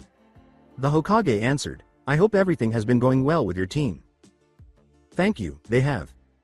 "Could I be so bold as to ask, what's going on? What prompted us to come here?" "This is where we are for a show. It turns out that when it comes to inventing new methods, Naruto-kun is quite the pro. Some of the techniques Naruto-kun has created were specifically designed for his graduating classmates, which is why I invited all of you here," Sarutobi said, turning to his surrogate grandson. "Whenever you're ready." That got everyone's attention and murmurs went through the small group of shinobi. Who wants to take the lead? Almost everyone is familiar with at least one method. Why don't we start with Kakashi and the ANBU's methods? Everyone else retreated a few steps to give the shinobi space, and Sarutobi gestured for them to start. Yugo took the lead and initiated a lengthy series of seals, explaining that his method combined Sweden and space time ninjutsu. After completing the final seal, the kunoichi stretched both arms and slapped her hands together in front of her, slowly separating them as a sphere of swirling aqua. Blue water formed between them. Sweden. Shiomitsutama, water release, tide. Flowing ball. Tenzo, Kakashi. Senpai, and I have classified it as an upper A. Ranked, possibly even low S. Ranked, technique. The moment she spoke, the sphere of water exploded, uprooting trees and crushing several boulders in its wake. Nothing was spared as thousands upon thousands of gallons of water swept across the training ground, becoming a force of nature and destroying everything unfortunate enough to be in its path. Everyone present would undoubtedly be waist-deep in water right now if it weren't for the slight incline toward the nearby river, and to think that it was all caused by a single, lone kunoichi. Breathing hard, Inoichi said, incredible, not believing what he saw. When Yugo ended her technique, Shikaku muttered, that was definitely an army killer, his sharp mind already analyzing every possible use the technique could have in combat. In fact, the Jonin commander could think of a number of missions right now that could benefit from a move like that. It begged the question of whether the other techniques Naruto had created were equally potent, given that this was just one of his inventions. Next was Tenzo, whose hands blurred as he completed the longest sequence of seals that he and everyone else in attendance had ever seen or performed for a ninjutsu. Naruto was working on shortening it. As the number grew past the 100 mark, a noticeable sense of unease started to circulate among the spectators until, at last, the man finished in the typical snake hand seal seen for Mokuton. Wood release. Spirit of the tree, Mokuton, Kodama. After Chakra swept into the surrounding forest and the earth, there was a brief period of silence. At first, it appeared as though the Anbu operative had somehow mishandled the technique, but then, the surrounding plants and trees started to mold themselves together. Branches, roots, and trunks twisted together to form legs, then a torso, and finally 2 long, powerful arms. Leaves and other types of foliage covered the construct, and although many would probably have assumed it was just an odd-looking tree if it had stood still with its legs together and its arms raised, it wasn't any less terrifying than that. If anything, the idea that a tree could suddenly move and crush you like a bug was downright terrifying. Oh my god. Anko whispered. Why? You can say that again, Kurenai muttered, firmly set, pardon the pun. Holy shit. I think I just shit myself, uttered a random Jonin. You and me both. A heaving Anbu operative released the technique and gasped for air as the construct collapsed, the trees and vegetation crumbling into a massive heap of vegetation. Oh my god, that uses up way too much chakra. Tenzo wheezed, I really need more training. He accepted his partner's soldier pill gratefully and sat down next to her as the copy. Nin took center stage. Would you, Naruto? Hey. Taju Kage Bunshin no Jutsu, the technique of multiple shadow clone. We're still refining this technique, but it works well enough for the demonstration, Kakashi said, handing out several marked kunai to the clones. Once he was finished, his head began to crackle with electricity. Raiden. Kusari no Inazuma, lightning release, chain of lightning. Angrily stepped onto the field to face death at the hands of their sensei, who, incidentally, did not seem at all concerned that he would soon be electrocuting copies of his student. It happened almost instantly. A strong blue bolt of lightning shot from Kakashi's hand, striking the closest clone brandishing a marked kunai with thousands of volts of electricity, causing it to cry out in agony. But the lightning didn't stop there. In a matter of nanoseconds, it coalesced and arched out to strike another clone, and then another, until ultimately, in less than 2 seconds, it struck and electrocuted every single clone carrying a marked kunai. Oh my god. I hope the techniques you created for our students aren't that powerful, Asuma whistled, looking at Naruto, who had been taking notes on what he saw for the past few minutes. They're not prepared. Shaking his head, the blonde shinobi said, no, their techniques are all at most C. Ranked. These are the techniques I wanted to give them, in fact, here, he said, passing Asuma and Kurenai a set of 3 scrolls each while giving Guy only one. Look it over and let me know what you think. Guy was the first to show his excitement after the 3 Jonin instructors quickly skimmed through the scroll's contents and became enthralled with the sheer brilliance and ingenuity within each technique. Yosh. You're so smart, Naruto. Kun. You really have to be experiencing the power of youth in order to have developed such an amazing method. Thanks, I guess? How did you think of these? The techniques were perfect complements to her students' combative capabilities, if not for their clans themselves, Kurenai demanded, passing each scroll to its intended recipient's parents so they could examine it. If the raised eyebrows were any indication, the clan heads seemed to agree. I'm not sure. They seem to come to me naturally. Could you possibly assist me in making some genjutsu? I've been attempting to develop a few ideas. Are you serious? It had aroused Naruto's curiosity. Like what, Kurenai?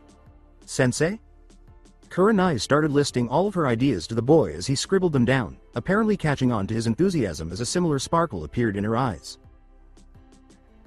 Well, all the ideas I have target the more subconscious level of brain function, like weakening or limiting the target's muscle usage or fooling the brain into thinking that one of their organs, like a lung, no longer works or doesn't exist.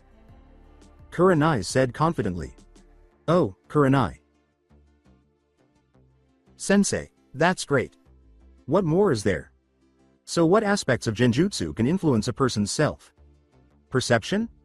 Or something that is capable of? Ahem. The Hokage laughed, making Naruto and Kurenai blush.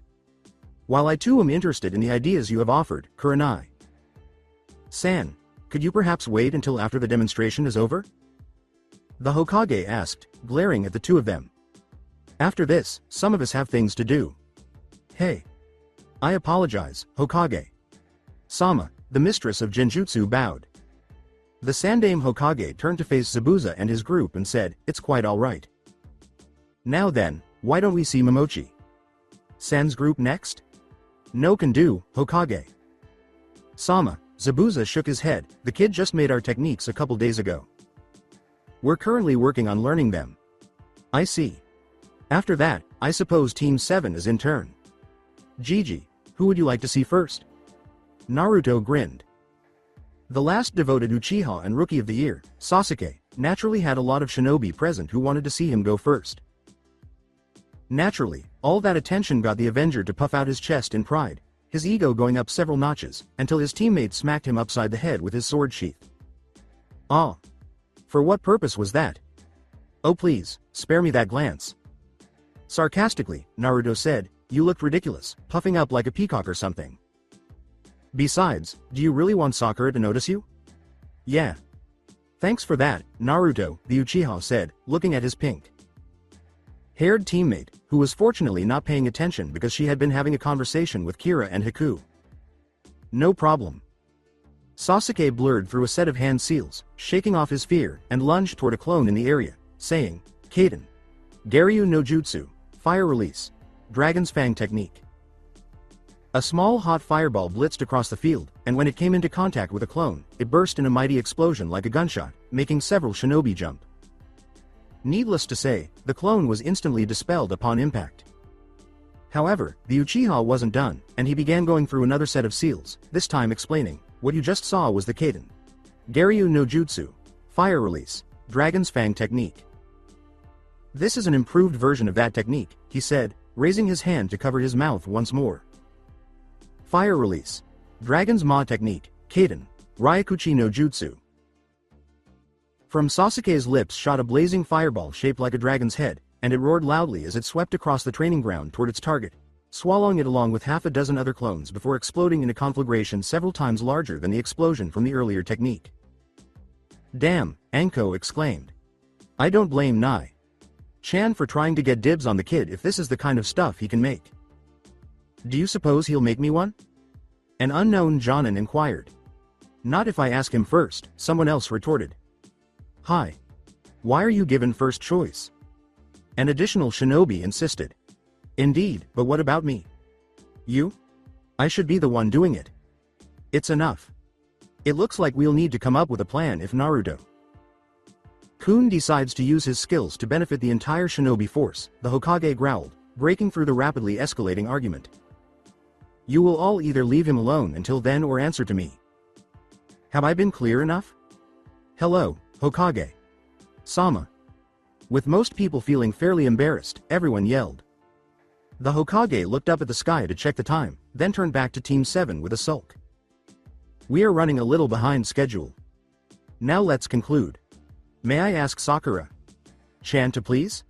Hey. After a short series of seals, the pinkhead was engulfed in the now familiar green glow of medical chakra, Doden. Kyojin no Chikara, Earth Release, Titan's Might. Amid the bewildered murmurs among the shinobi observing, she leapt into the air and reared her first back, Kyojin no Itsuchi, Titan's Warhammer. The outcome was simply amazing. As soon as Sakura's delicate fist struck the hard earth, a crater the size of a small house formed. A shockwave tore through the area, knocking several shinobi, including one very unfortunate Uchiha, off their feet. Jaws dropped at what seemed to be a recreation of Tsunade Senju's legendary strength technique. Blown back by the shockwave, Sasuke crashed into one of the onlookers and crashed across the floor until finally skidding to a stop in agony for both of them. Kaizen. Are you alright? Naruto exclaimed. Yeah, I'm fine, the Uchiha called back. The Avenger slowly pushed himself up, only to have his hand land on something round, firm, and extremely soft, plus covered in mesh. He gave it an experimental squeeze with a mixture of dread and, to be honest, jubilation, and was rewarded with a loud, sensual moan. Fuck. Sasuke. Kun. I knew you would eventually give in. Let's go 3 ways. Double fuck. Now let's move forward. Is Loverboy up for a game? As you should be aware, I enjoy it rough. The only thing Sasuke could do as Anko writhed beneath him and Sakura moved quickly to rape him was yell, "Aye." With 2 aroused women nipping at his heels, the poor Avenger ran through the streets of Konohagakure, his scream echoing for miles. The moment the 3 were out of sight, all the other shinobi that had gathered, along with the rest of Team 7, erupted into uncontrollable laughter at the sheer absurdity of the situation, laughing until their stomachs hurt. Sarutobi looked at Kakashi and Naruto while he continued to laugh. I assume this is a consequence of having 2 of the 6 elemental talismans? Hi, was Naruto's response, breaking into giggles. Sakura must pass their tests in order to access the full power of her elemental talismans. Thus far, the Talisman of Fire has awakened her passions and lust, while the Talisman of Lightning has made her speak and act her mind. However, I'm not sure how long these tests will last. Well, let's finish this up, shall we? When your spymaster spends his free time spying on women at public bathhouses, how is this any worse? I suppose we can let this slide as long as it doesn't interfere with her missions. I'm interested in seeing the creator's personal methods. Grinning, Naruto began to consider his options. The Suiden. Akuhei Bakufu no Jutsu. Water Release. Hydra Blast Technique. The Hyuden. Hakyoku Okami. Ice Release. Arctic Wolf. Or maybe the Futon. Shishi Otakebi. Wind Release. Lion's Roar. However, before he could decide, another idea crossed his mind. What about those techniques? They're my strongest techniques, so it would be best if Gigi was aware of them. But given how strong they are, I'd better ask Gigi to seal the area off. Naruto. Kun? The Hokage noticed the boy pause and asked, is everything alright? Yes, that's right, I have made 5 ninjutsu for myself personally. The Futon. Shishi Otakebi, Wind Release. Lion's Roar. The Suiden. Akuhei Bakufu no Jutsu. Water Release. Hydra Blast Technique, and the Hyuden. Hakyoku Okami, Ice Release. Arctic Wolf. Are all examples of techniques I have developed, but there are 2 more that are definitely stronger than S. Ranked ones. Beyond S. Ranked? Well, that certainly caught people's interest. Gigi, would you mind doing a perimeter check and sealing off the area before I execute this technique? Who knows what kind of harm this could cause if it gets out? More than anything, that request revealed to the Hokage the seriousness with which the angel was acting. Several of the nearby hidden Anbu vanished to carry out their superior's orders, and it was a tense 15 minutes until an Anbu captain, head bowed, appeared at the Sandame's side and said, "Perimeter is secured, Hokage." Sama. Looking back at Naruto, the elderly shinobi said, "Very well, thank you, Kuma-san. Well, let's see it then." When 3 of Naruto's clones approached him, the 4 of them started doing something very strange that no one had ever seen before. They started creating hand seals with each other's hands at the same time. Naruto. Kun, what specific method are you going to employ?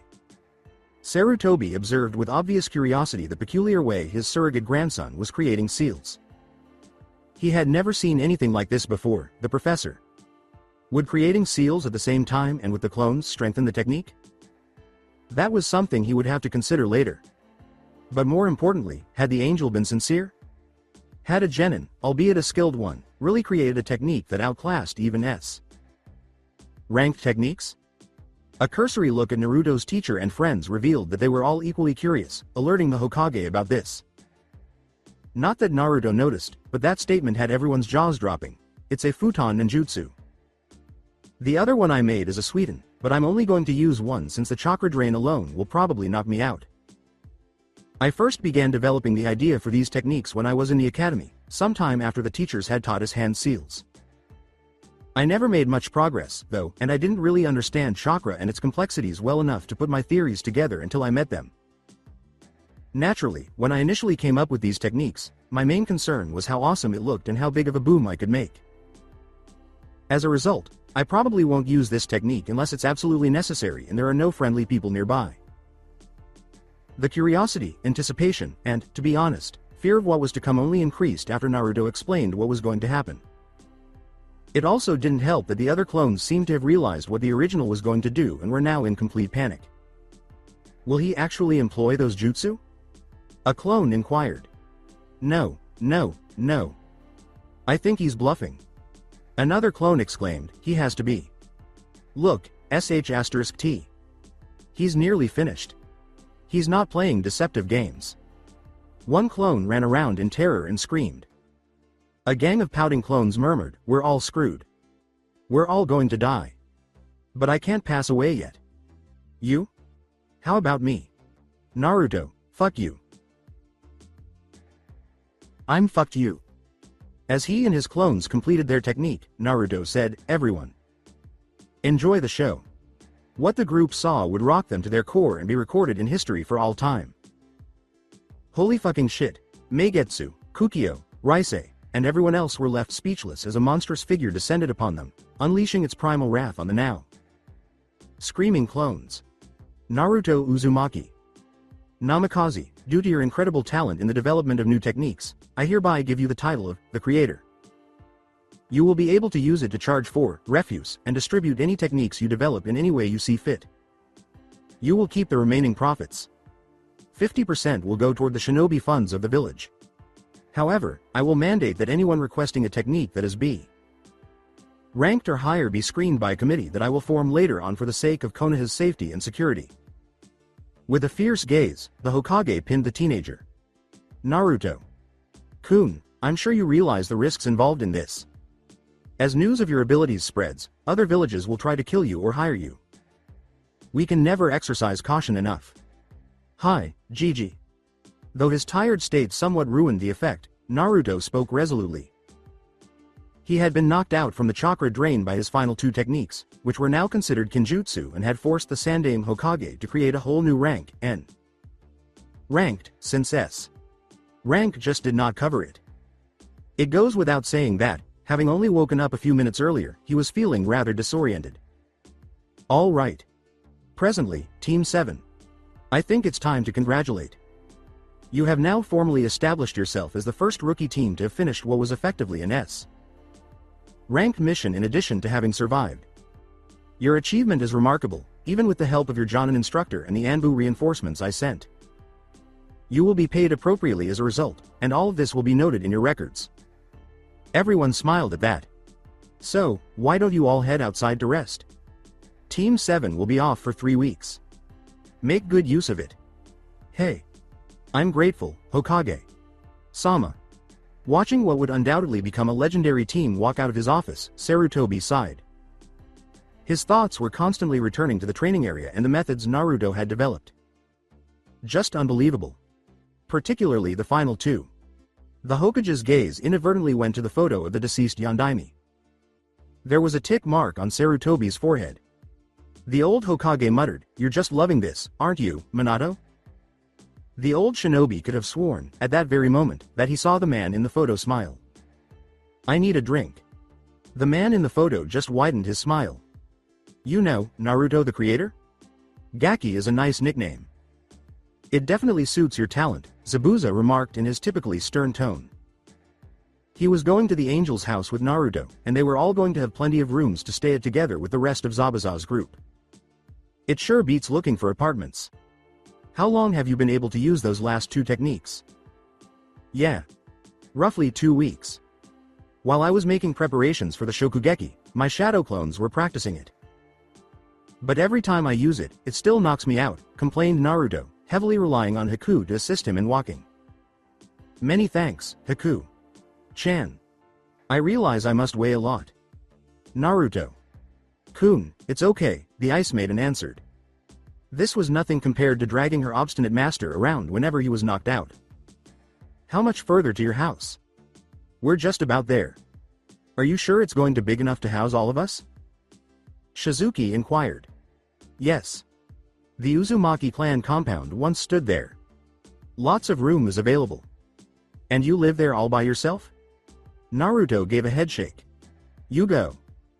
Nichan resides here with me along with her fiancé, Hayate Gecko, and their adopted son, Isamu.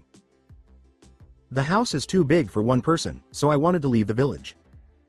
The Hokage had them move in with me because they knew I was a high-profile target and wanted to ensure my safety. They need to be at home.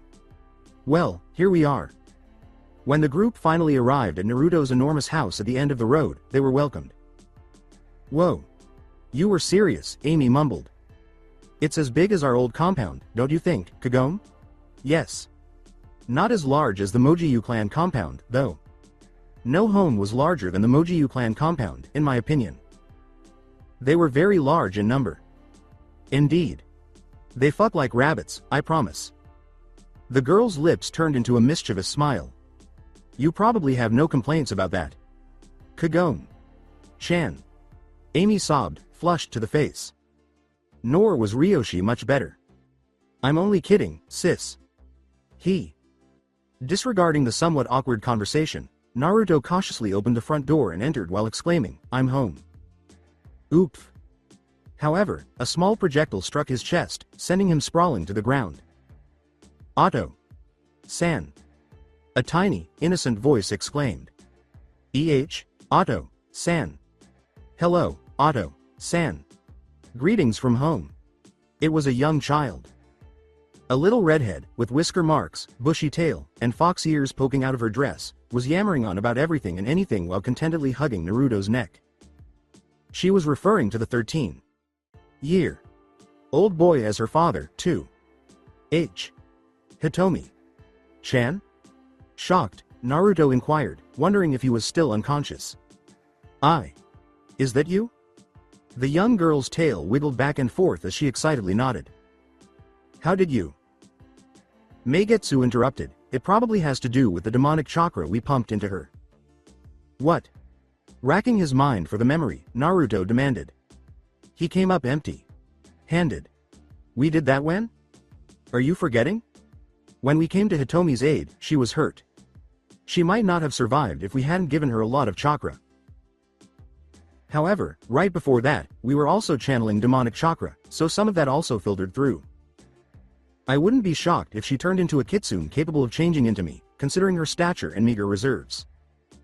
Oh. That is possible? Yeah. Both the celestial and demonic chakras are strong. If you channel enough energy into someone who isn't already receiving it, it will undoubtedly have an impact on them. So, is this forever? Yes. But take a peek at her. Isn't she the cutest thing? I long to be able to hold her. Gazing lovingly at the young girl through Naruto's eyes, Meigetsu spoke. We'll find a way to make that happen. Holding up what appeared to be his daughter, Naruto thought. And wasn't that an odd notion? It will require some acclimatization. Naruto? Hayate-san.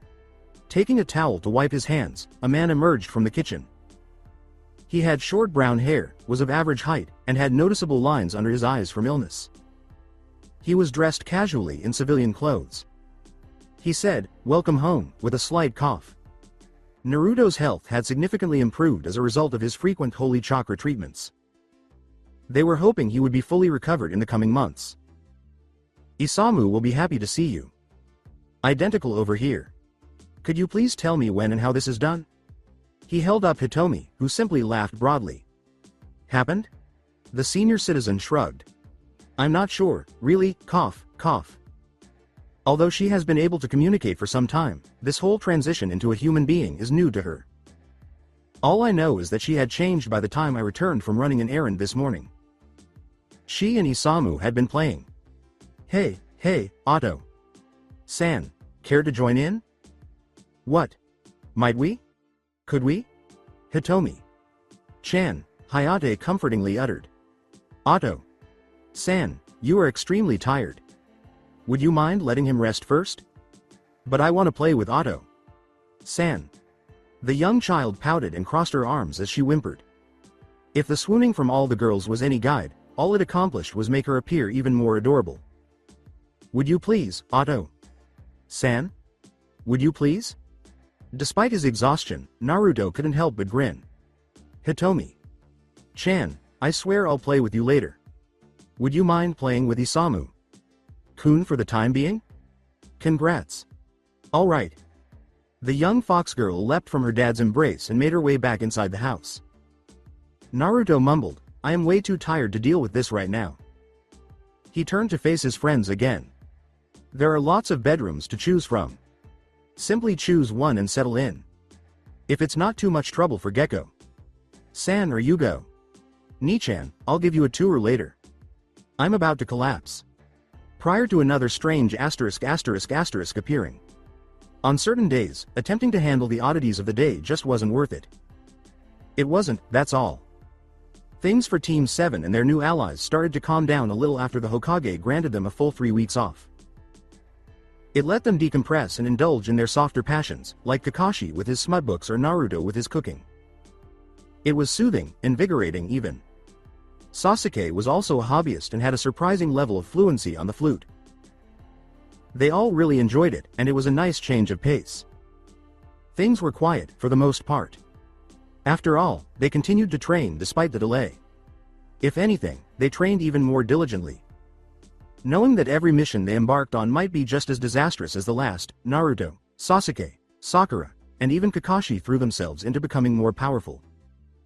Even though they were already far beyond their own generation, they still needed to get better. From now on, Kakashi accepted Guy's challenges. However, the one-eyed Jonin consistently transformed the challenges into combat related activities, such as speed tests or sparring matches.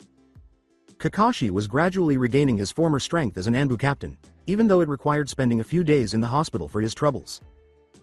Regarding Sasuke, the superhero trained with either Shizuki or Zabuza for an unexpected and somewhat concerning length of time. The Uchiha rapidly improved, neither Kiri, Nin holding back in their sparring. He improved his strength, speed, improvisational skills, and general power significantly. It also helped that Naruto had granted him a resistance seal upon his request. Sasuke had to quickly adjust since Sakura was still pursuing him. Fear is a great motivator, and he knew that if the pink-haired Kunoichi saw him, she would not think twice about ripping off his clothes and molesting him in front of everyone. However, Sasuke's transformations went beyond his physical appearance. Emotionally and socially, the last Uchiha was different. The Avenger was forced to examine his priorities and aspirations after Shizuki gave him a hard talk and beating during the Battle of Crimson Waves. Although it had been challenging and required Sasuke to revisit memories he wished he could forget, it was for the best. After that, he decided what to do. Shizuki was correct. Sasuke would make his own decisions and would no longer allow his treacherous elder brother to control how he lived. Take charge of his own destiny. Above all, he would bring pride to Team 7, his current family as well as his former family.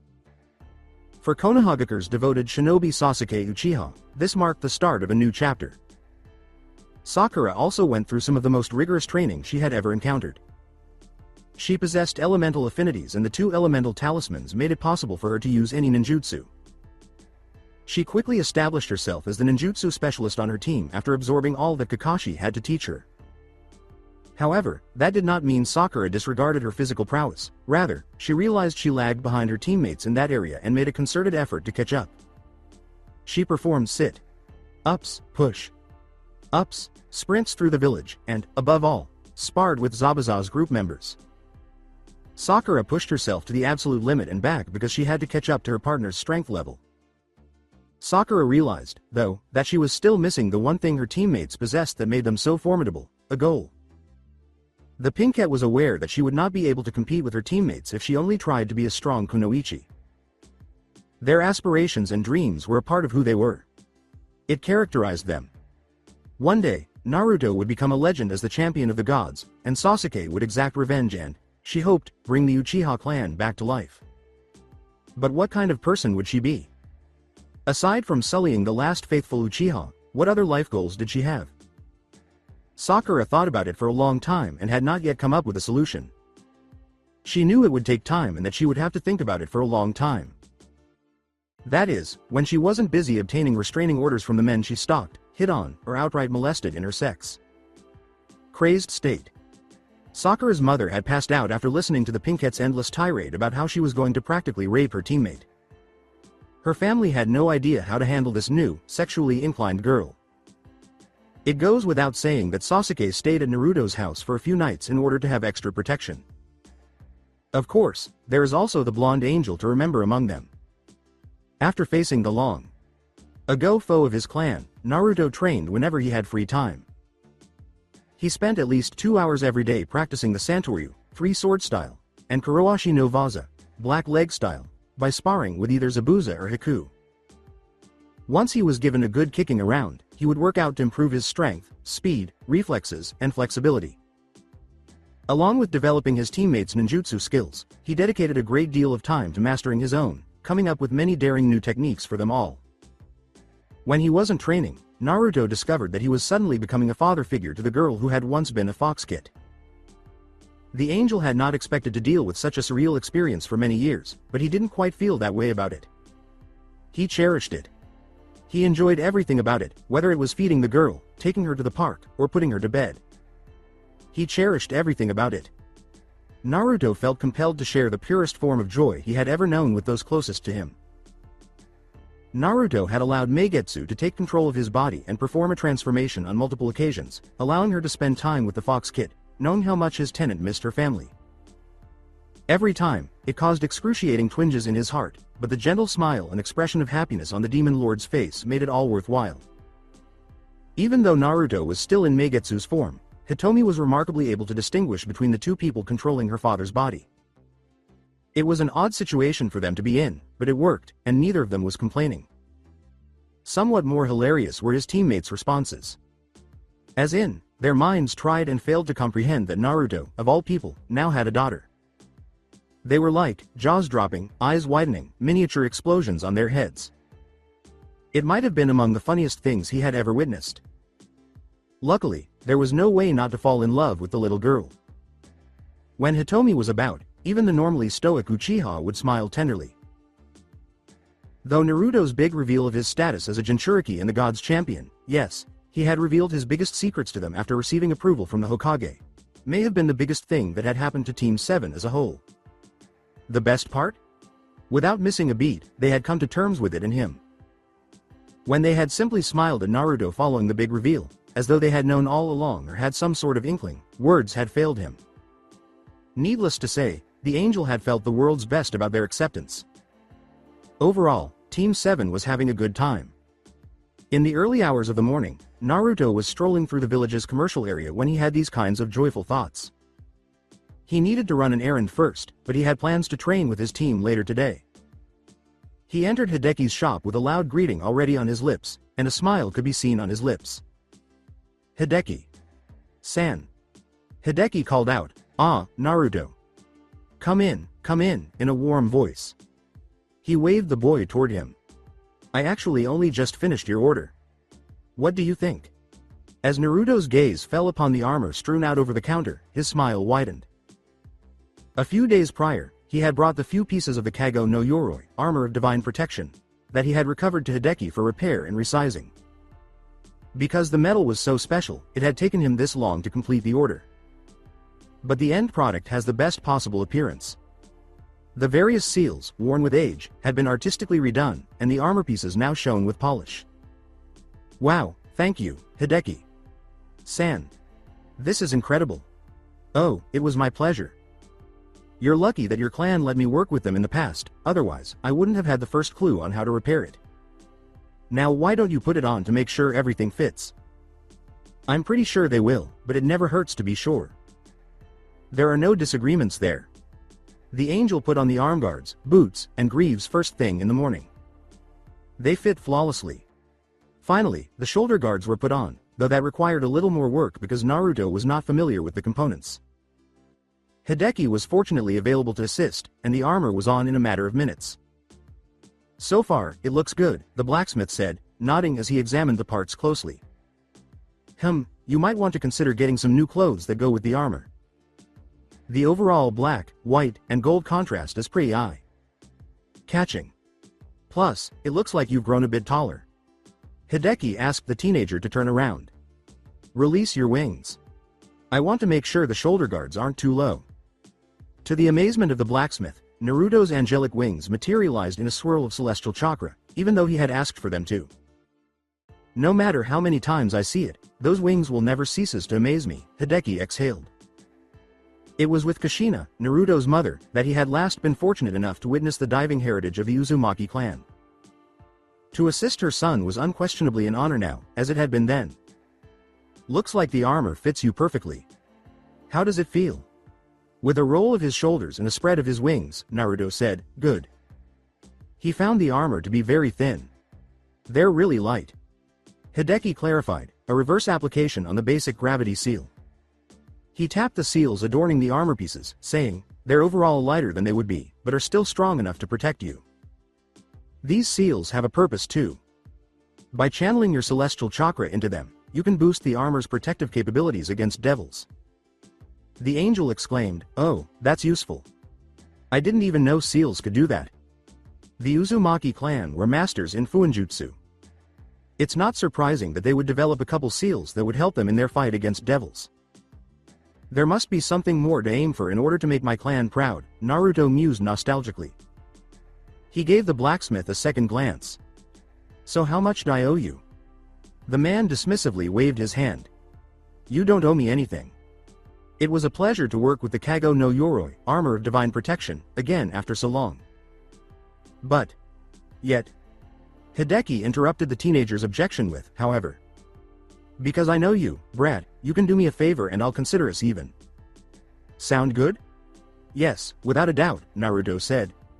What do you need? It's more for Tenten than it is for me, Hideki remarked. She's been having some trouble learning that jutsu you created for her. I was hoping you could drop by her training ground and give her some tips either sometime today or tomorrow. I'll be back on missions tomorrow, but I'm free right now. Do you know where she is? She's at training ground 12. I think one of her teammates is with her today. He's a bit much. What do you mean? You'll see when you meet him. Okay. Perplexed, Naruto left the store, thinking about Hideki's final remark. By that, what did he mean? Come on, how horrible could he be? Guy. Sensei. If I cannot do 500 push. UPS, then I will do 1000 sit. UPS. And if you cannot do 1000 sit. UPS, then I will run 50 laps around the village. Lee, Guy, Sensei, Lee, Guy, Sensei. An angel spoke in terror. What in the name of all that is holy did I just walk into? The first thing Naruto saw when he arrived at the training ground was a grown man hugging a small version of himself. The man's tears were streaming down his cheeks. Not to mention that there was a sunset shining behind them and that they were both wearing spandex. Sadly, it's a daily occurrence, a woman's voice replied from behind him.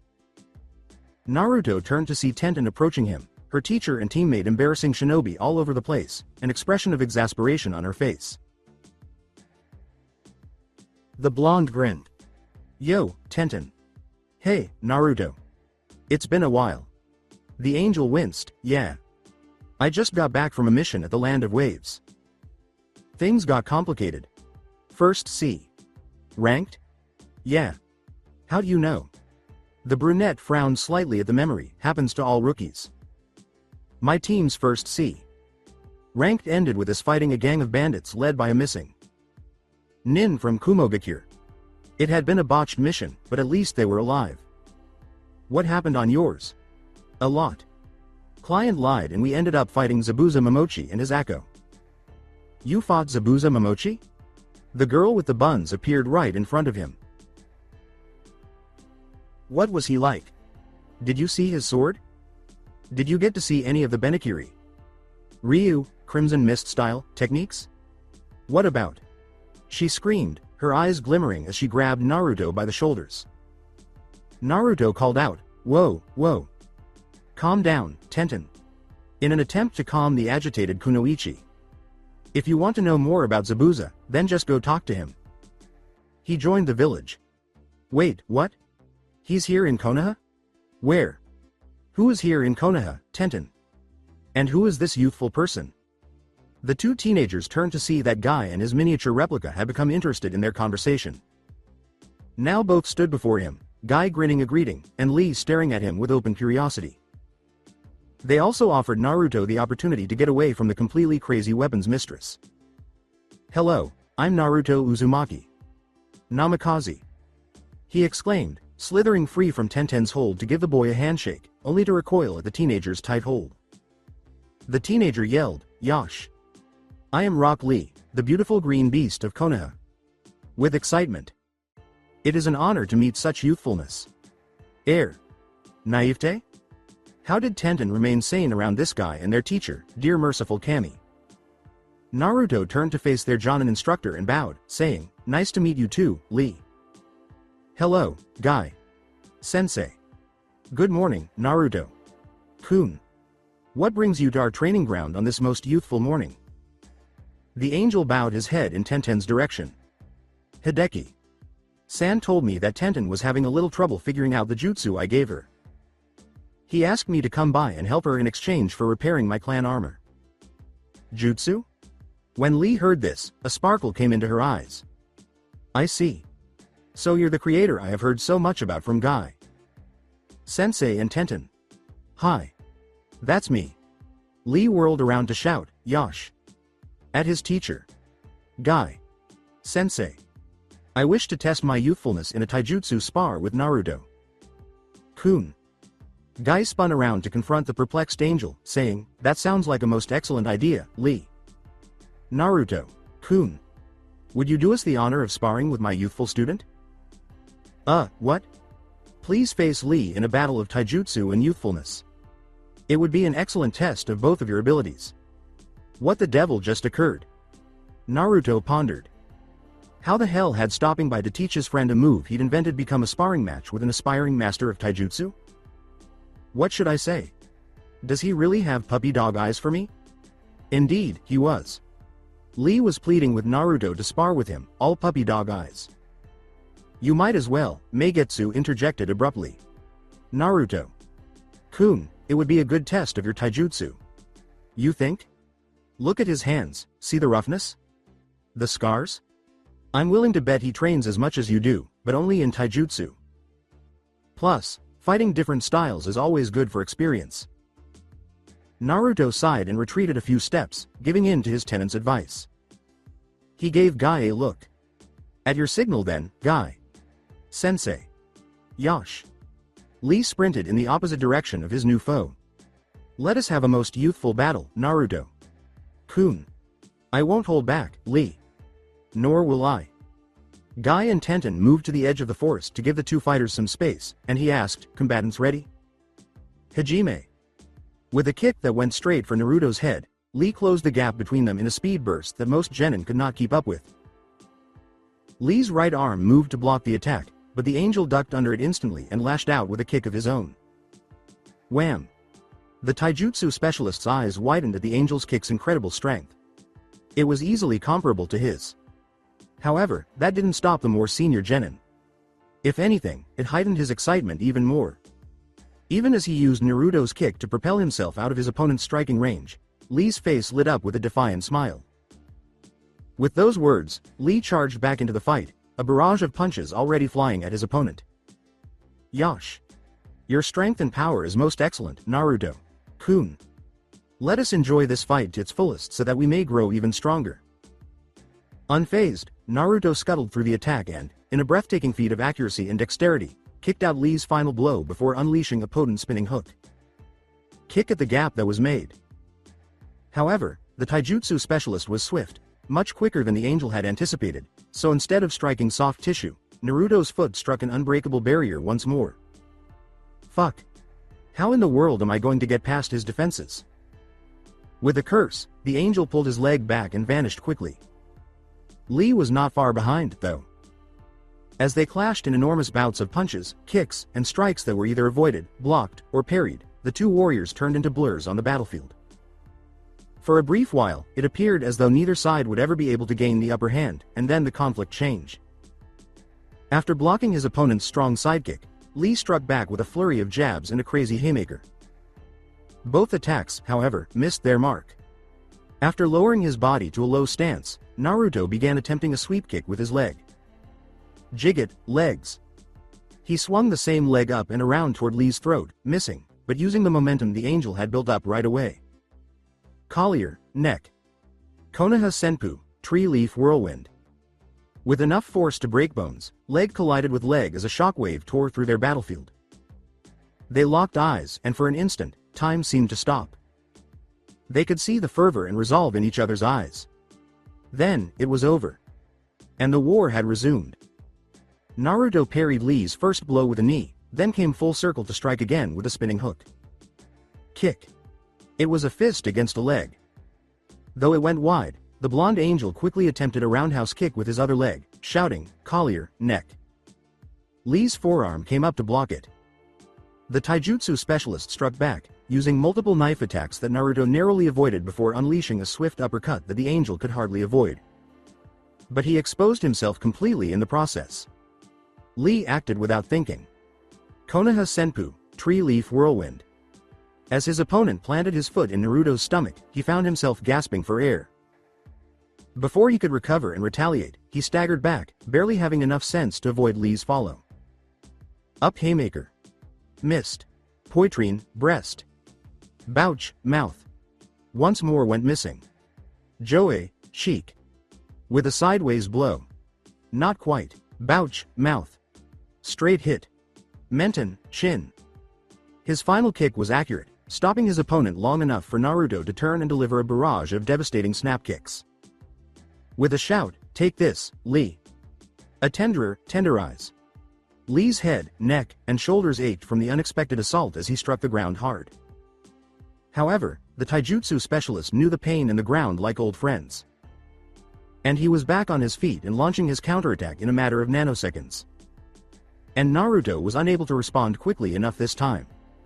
Konoha Shofu, Tree Leaf Rising Wind. A fierce upward kick struck Naruto's chin, sending the blonde reeling backward in a cruel case of, "What goes around, comes around." In an instant, Lee was above him, his fists moving so quickly it appeared as though he had several arms.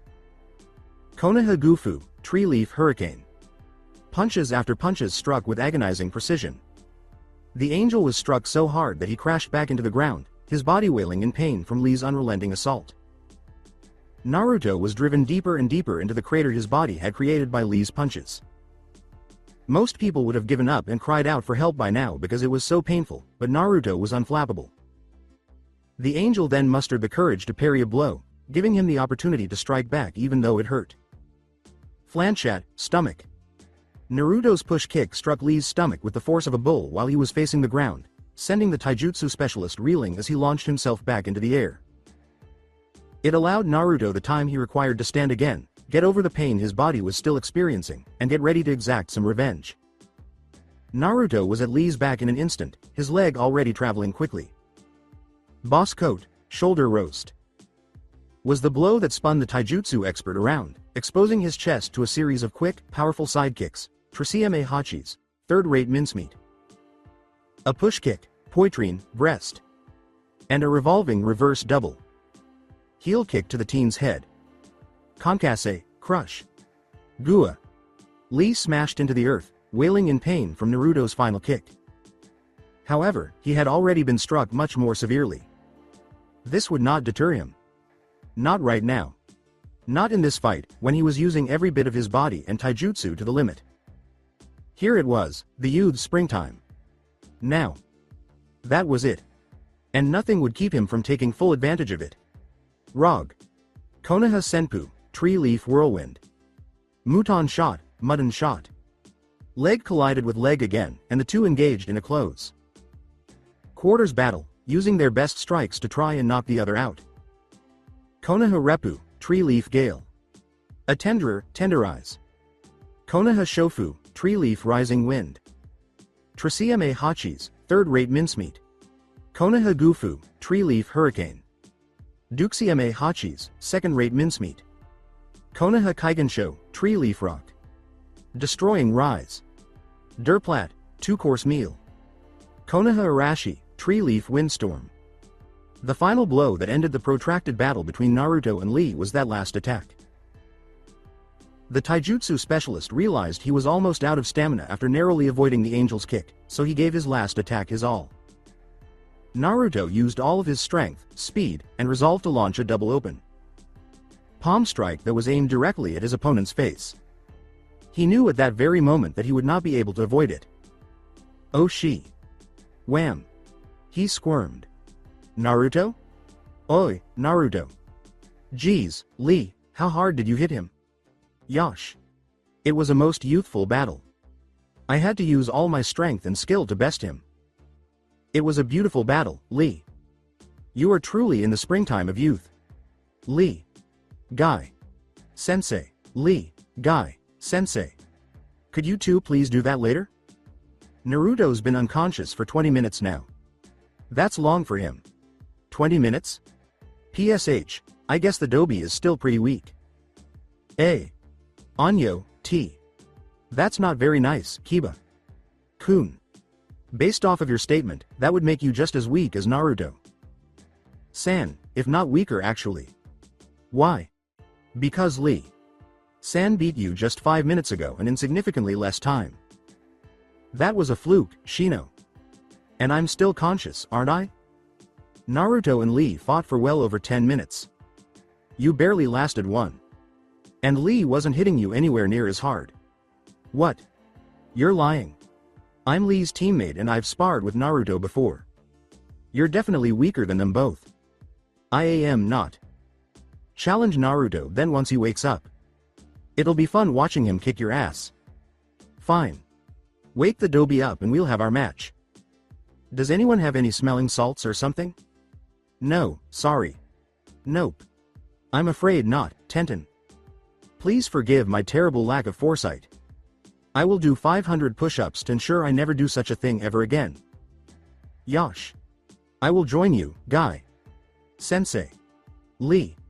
Guy. Sensei. Lee. Guy. Sensei. Ignoring the two idiots, let me try something. What are you planning, Kiba? I'm just going to slap him in the face. If he's as tough as you all think he is, then it won't hurt him. Whatever. Do what you want. Smack. Gia. Bacon. Naruto exclaimed, snapping to attention and hitting Kiba in the nose with his hard skull. The angel was too busy clutching his hurting head to notice that the teen was knocked out instantly. He blinked in disbelief. What the foo? Kiba? As he saw the rest of Team 8 standing close by, and the unconscious Inuzuka sprawled across the ground at his feet. What just happened? Tenten laughed. You just KO that loudmouth with a headbutt. She turned to face the white puppy, who was clearly disappointed as he looked at his owner, and said, the best part was that he was just boasting about how he was going to challenge you to a spar and kick your ass. It must suck to have such a weak pet, huh, Akamaru? Woof. Oh no. That's not very polite, Tenten. San, muttered Hinata, not meeting the weapons mistress's gaze. Rather, her bright red eyes were fixed on one particular angel. But Akamaru agreed with me. Asking a question to Team 8, Naruto said, wait, why are you guys here? We were searching for you, creator. San, Shino replied, extending a brief bow to his erstwhile classmate. And wasn't that kind of strange? Huh? What for? We were hoping you could give us some advice on the techniques you created for us. Naruto said, oh, sure. Let me just take out my notes. He then produced an incredibly large scroll from his far too tiny pouch. Seals were amazing. Let's see here, nope, no, not that one either, no, aha. The Hotarubi, Firefly Light, set. You have the Mosoku, Ignite, technique, or was it Bakuhatsu, Explode? Shino's eyebrow rose past his sunglasses upon realizing that the technique he had been given was apparently just one of many. Maybe the blonde angel planned to give his clan the remaining ones after he was certain they functioned? That would be reasonable. The Mosoku, Ignite. Right. Your father already paid for the Bakuhatsu, Explode, technique, so once we figure out your problem, I'll give it to you, sound good? The Aburame grinned. The girl blushed as the angel turned to look through his scroll again, saying, cool. Now, as for Hinata. Chan. I gave you the Hake Tengoku no Kyozetsu, 8 trigrams refusal of heaven, right? Hi. The teammates of the unconscious Inuzuka nodded, and I think I gave dog. Breath here Yoan no Sume, claws of burning embers, right? And Tenten, what's wrong with the technique I gave you? I was surprised to hear that you were having trouble. She scowled. I can do the technique just fine, but it's lacking power and I'm not sure what I'm doing wrong. Can you show me? I won't be able to help you unless I see what you're doing first, said Naruto. He looked around at the others. You guys might want to step back, just to be safe.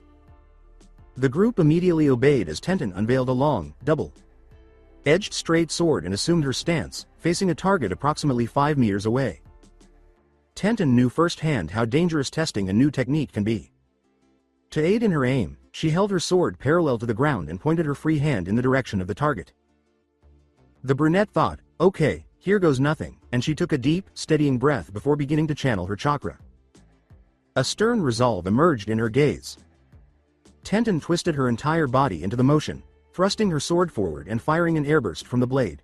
Hisatsu. Onpu no Ken, certain kill. Music of the sword.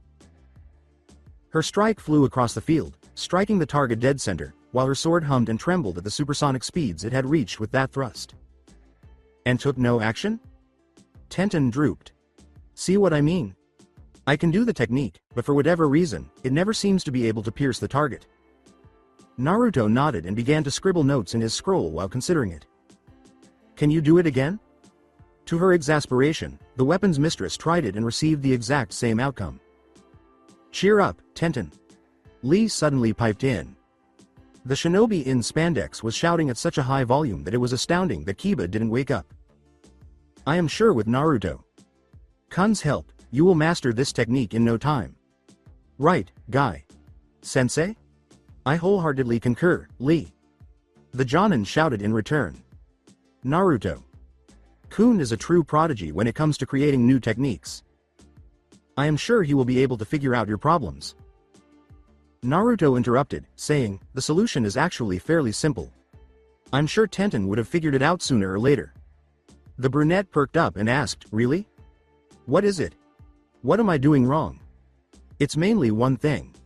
You're not shaping your chakra. Huh? From what I can tell, you're just channeling your chakra into the blade and doing nothing else, right? Replied Naruto. Tenten gave a nod. Well, that's not enough. You need to actually shape and mold your chakra around your sword into a thin layer. Imagine, a container, I guess. When you stab your sword, you're filling the container with air pressure, and at the end of your stab, all that force fires the container off the sword like a bullet. If you don't mold your chakra into a container, you'll still shoot the air, but it'll be more dispersed and lacking power. Wait, that's it? That's what I'm doing wrong? Demanded Tenten, who was taken aback and moderately irritated by how easy it had been to solve her problem over the previous week. Yeah, that's it. And the more compact you can make the chakra container for the air, the stronger it'll be. You can even add a twisting motion to your stab to further enhance it. The angel replied to the target. Give it a try. I'm sure you have the chakra control for this. Aiming to finally master the technique, Tenten was eager to try out her friend's advice. With a swift and fluid motion, she spun around and twisted her sword to strike the target. Hisatsu. Onpu no Ken, certain kill, music of the sword. The difference was apparent right away. It moved more quickly. It had more strength. Most remarkably, it penetrated both the target's center and the tree behind it. That was amazing, Tenten exhaled, taking in the outcome. Her expression was one of pure joy as she turned back to embrace Naruto. Thank you so much. Naruto laughed and squeezed the girl back, saying, no problem, before focusing on his former classmates. So, what kind of problems are you two have? Naruuuto. The loud shout reverberated throughout the training ground, making the group of shinobi jump. They could all see a small cloud of dust rapidly approaching them from a distance. Whoever they were closing quickly. Tenten squinted and asked, who is that? I am not sure, Shino replied. Hinata? Hi, she said as the Hyuga triggered her bloodline, causing veins to appear around her eyes. Her eyes widened almost instantly when she saw who was making the charge. It's Choji-san. Naruto turned white. Shit. Yosh. Is something wrong, Naruto-kun? Not real. Naruto. You're not getting away from me this time. What the hell did you do, Naruto? It's not what it sounds like, Tenten. Prepare yourself. Really? It sure sounds like you're about to get into a fight. It won't. He wants something else from me. Like what? Feed me. What? Naruto said, see? Told ya, pulling out a portable stove and oven as he worked to fillet a big salmon he had obtained from somewhere. Have any of you heard of celestial cuisine? The angel asked, to which every single person, including Guy, shook their head. Despite their many advantages, the 99 recipes of heaven were essentially unknown to those outside the culinary industry. It's a special type of food that, depending on the dish, can improve a person's health, body, and even their chakra when eaten. It is also widely considered to be some of the most delicious food in the world.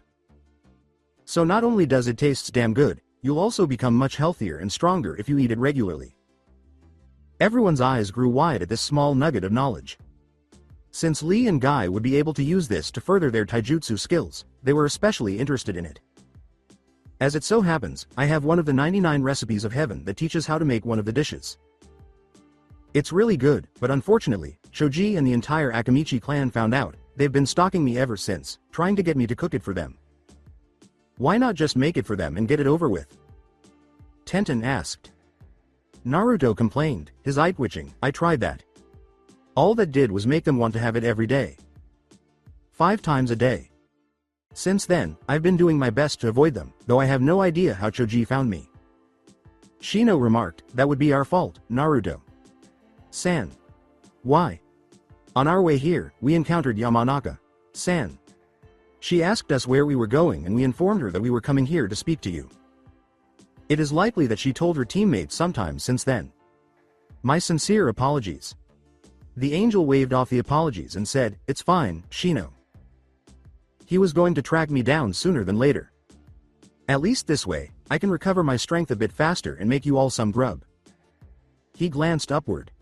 It's around lunchtime anyways. That's when Choji arrived ahead of the group. His eyes, fixed on the angel, were frenzied and wide open. With a bright red face and heavy breathing, the Akamichi exclaimed, aha. I finally caught you, Naruto. 2 weeks, Naruto. 2 weeks. How dare you keep such delicious food from me? Surely it can't be that good, can it? Upon discovering such absurdity and heresy, Choji turned abruptly and seized Tenten by the shoulders. He was shaking the heretic back and forth, foam flying from his mouth. What the fuck is wrong with you, woman? This is celestial cuisine. It is literally the most delicious food in the whole world and you dare ask, is it good? Okay, Choji, please calm down, Naruto uttered while chopping a big amount of mushrooms and vegetables. If you give me an hour, I'll give you an extra large helping, okay? Double it. Sigh. Fine. Now let Tenten go, otherwise you get nothing. When Choji took his hands off her shoulders, Tenten could have passed for on fire. With excitement, Lee exclaimed, Yosh. I must admit, this sounds most interesting. Might I and my teammates have a helping, Naruto? Kun? Naruto muttered, mentally calculating the number of mouths he was about to feed. Of course. I was already planning on making enough for all of us. Now let me think here, 1 double helping plus everyone else and maybe Ino and Shikamaru when they show up, he said. 2 clones materialized at Naruto's side moments after he said, yeah, I'm going to need some help. One of them was making bread dough, while the other was cooking 2 varieties of what looked to be rice on the stove. Now sit down and try not to bite anyone's hand off, Choji. Behind them came the words, don't worry, in a feminine voice. We'll keep him in check. Damn it, Choji, why do you have to be so troublesome when it comes to food? I can't help it, Shikamaru. It's celestial cuisine. TCH, troublesome. After everything we went through chasing after Choji, this dish had better be damn delicious, Naruto. Yeah, it will be, Ino. Just you wait and see. What's so special about this celestial cuisine anyways? As I was saying earlier, celestial cuisine improves your body when eaten. If you want to be more technical, it works by bolstering and optimizing your body's internal functions, like your metabolic processes and cellular regeneration. That by extension means you'll recover faster, your muscles and bones will get stronger, you're less likely to get sick, as well as also rejuvenating your skin, hair, everything really. Wait, really? Yeah. So that means if I eat enough of it, I'll become even sexier, right? Air, I suppose? Awesome. Listen up, boys. Get ready to bow before my soon-to-be enhanced beauty. I don't even know how to respond to that. Just ignore the troublesome woman. That's what I do. Shikamaru, I will hit you if you don't shut up. Roger that. Snore.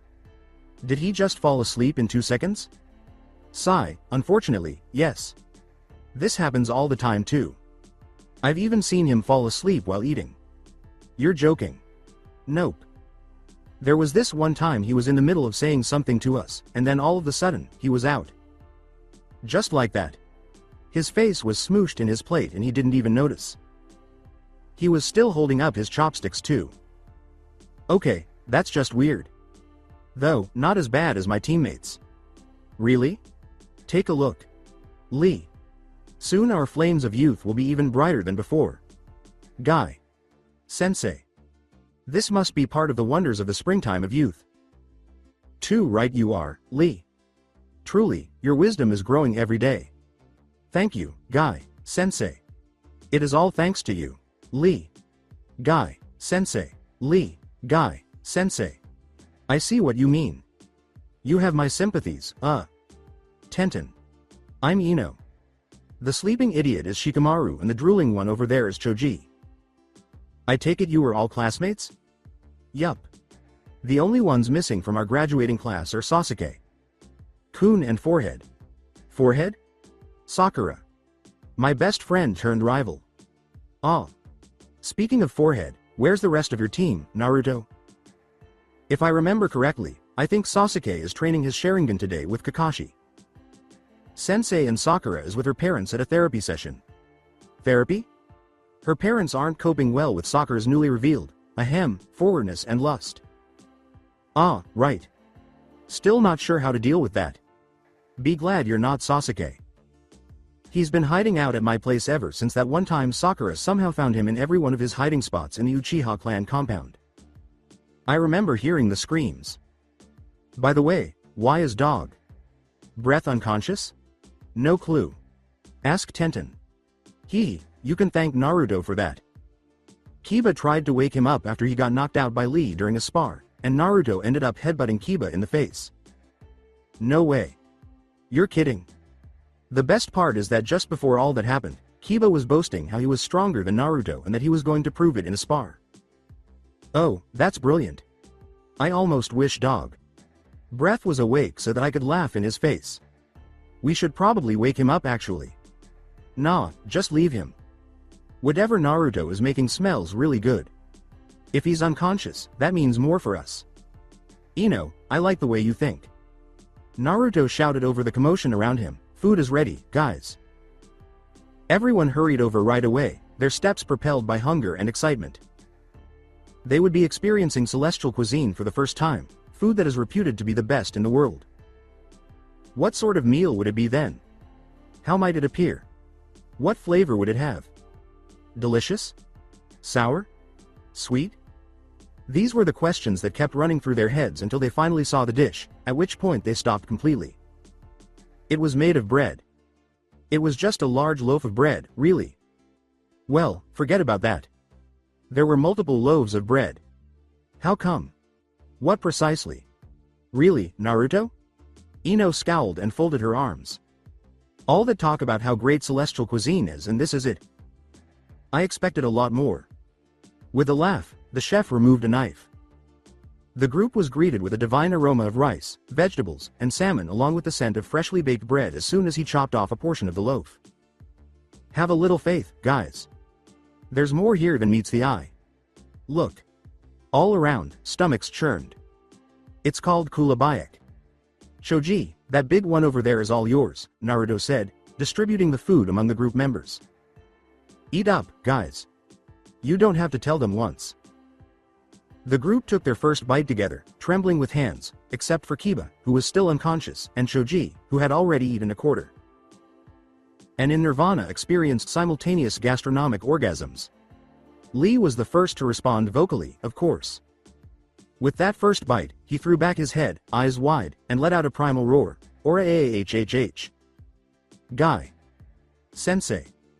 I can feel this food filling me with youthfulness. It is incredible. Every muscle in his body tensed. I can feel it too, Lee. It is truly delicious. Naruto said, this dish in particular focuses on replenishing one's energy, as he nibbled on his serving. It was good, but it might have been better if he had not worked the spice mixture into the dough so evenly. So it's perfect for after training. With an almost unladylike gait, Ino exclaimed, oh wow, this is really good. As she gobbled up the meal. The other shinobi concurred cheerfully. Shikamaru was also enjoying his meal, at least for him. That's it. I've decided. Huh? You're going to be my husband? What's wrong, Naruto? Kun? Ino inquired, giving the angel a playful smile and fluffing her eyelashes. Don't you want to be my husband? Naruto reddened. That did not mean he was blind, even though he harbored no romantic feelings for his fellow blonde. Without a doubt, one of the most attractive girls in his class was Ino. Regretfully, his heart was not with her. No. I can't think about that. The angel said, his sly grin disappearing as he turned his thoughts to silence, making sure his secret crush wouldn't hear him, and turned back to the here and now. As tempting as that is, Ino. Chan, I know you're only after my cooking skills. I don't mind making it every once in a while for everyone, it's just Choji and his clan were taking this way too far. How so? They were stalking me 24/7. Seriously, Choji? It's celestial cuisine, Ino. What do you expect? Well, I guess I can understand that. It is pretty damn delicious. Don't encourage him, Ino. Hey. Anyo, shouldn't we wake up Kiba? Kun? Troublesome, just leave him be. I agree with Shikamaru. San. Why? Because the moment he wakes up, Kiba will be extremely loud. That would be disruptive to the overall enjoyable atmosphere. Naruto. More. By the sage, you have got to be kidding me. I already made you an extra large helping. You ain't getting squat, Choji. But. Oh, for Kami. Sama's sake, leave him be, Choji. But Ino. If you're really so hungry, then take Kiba's portion. He's still unconscious. Really? Gimme. Anyone here care? Anyo, I'm fine with it. Don't care. I do not care either. Troublesome. So long as he stops asking me to make more, then I'm fine with it. Yosh. I too wish to have the portion and I will fight you for it. Way to go, Lee.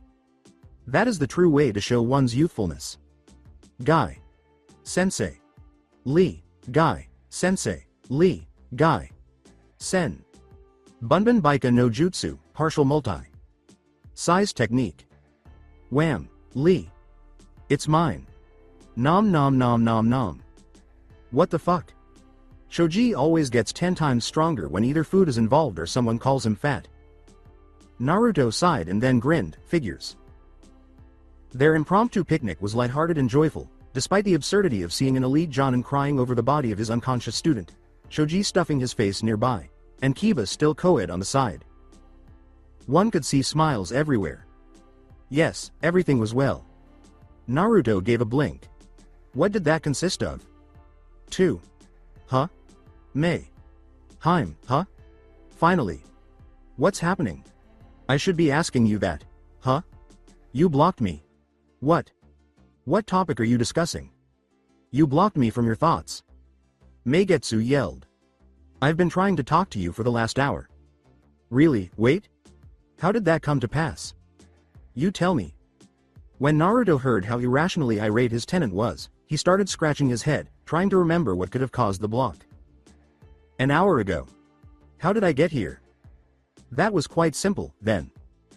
He was with most of Team Guy and with Teams 8, 10. However, had there ever been a moment during that excursion when he had cleared his thoughts? But wait, there was that instance where Ino said, right. Naruto's face became expressionless. His heart started to hurt. Now that I think about it. But I'm unable to. So, huh? Don't ask me, huh? You recalled. You did, I'm sure of it. Remember that when you're not actively blocking me as you were earlier, I can hear everything you're thinking. Alright, I apologize for that. You can apologize by telling me why you blocked our mental connection. It is insignificant. It sure as hell is not. Meigetsu. San, it's nothing, I said. The Kyuubi's gaze grew wide. He addressed Meigetsu. San. It took all the wind out of her sails to hear Naruto speak in such a formal tone. An expression of frowning replaced her anger. Naruto. Kun? Sigh. I apologize, Mei. Heim. I meant not to lose my cool. It's okay, Naruto. Kun. Her lip was bit. Are you sure you don't want to tell? I'll be alright, you can't really assist me with it anyhow. The discussion came to an end there. Meigetsu was forced to watch in silence as Naruto returned home, his thoughts intensely concentrated on stopping their conversation. Once more, he was blocking her. In addition, before the wall was built, there had been a brief but profound sense of sadness.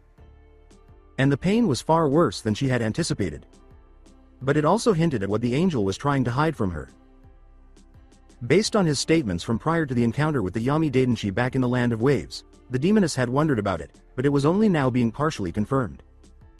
Her vessel, Naruto Uzumaki Namikaze, had grown fond of her.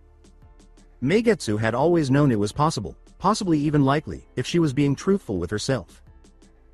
She was aware of her attractiveness, and a part of her had been ready for the possibility that Naruto would grow attracted to her physically.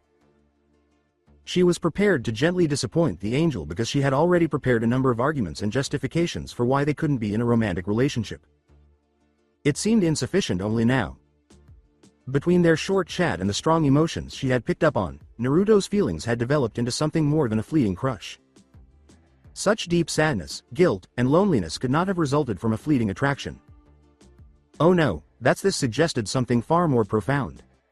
Something more than a simple draw. It suggested adoration. Is that possible to be true? Had Naruto truly developed feelings for her? Had the angel truly imagined spending the rest of his days with her, even though she was the source of all the pain he had experienced in his brief life? And then decided to disregard it because she thought he wasn't worthy in addition to the fact that she had a partner? That would explain his recent cold attitude toward her. What should I do? Meigetsu questioned out loud. She had a partner, but she also didn't want to break Naruto's heart. Someone she deeply loved and missed. Additionally, the angel had promised to bring them back together in the future. Something that, if he was really in love with her, was undoubtedly killing him inside.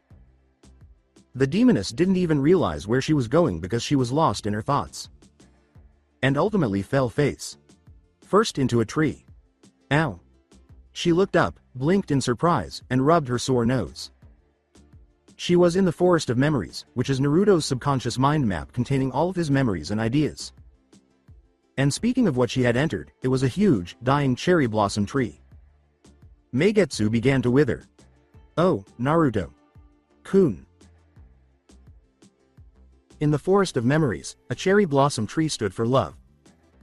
This tree held all of his memories, emotions, and thoughts about the person he was in love with. However, a dying tree indicated that he was feeling hurt and depressed over that love. And this tree symbolized his love for her, if the elaborate carving of the kanji 9 was any guide. A soft voice said, I figured I'd find you here, coming from behind her. Meigetsu knew who spoke without having to turn around.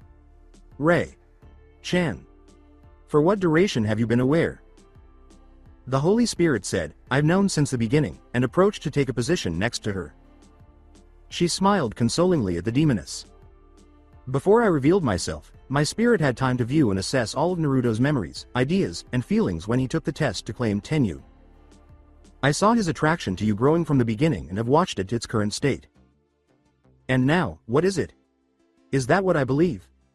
I think you know the answer to that. Kindly. Give me a direct response, please. I must hear it. Raisei gave a comprehension nod. It is love, indeed. You have won Naruto over to your way. The Dark Lord drooped. How? Why? Since the day he was born, I have been the source of his agony. Because of me, he has endured scorn, mockery, beatings, starvation, disregard, and everything in between. After all that, how could he possibly fall in love with someone like me? Because he's Naruto. What does that even mean? Raisei looked at the dying cherry blossom tree instead of responding.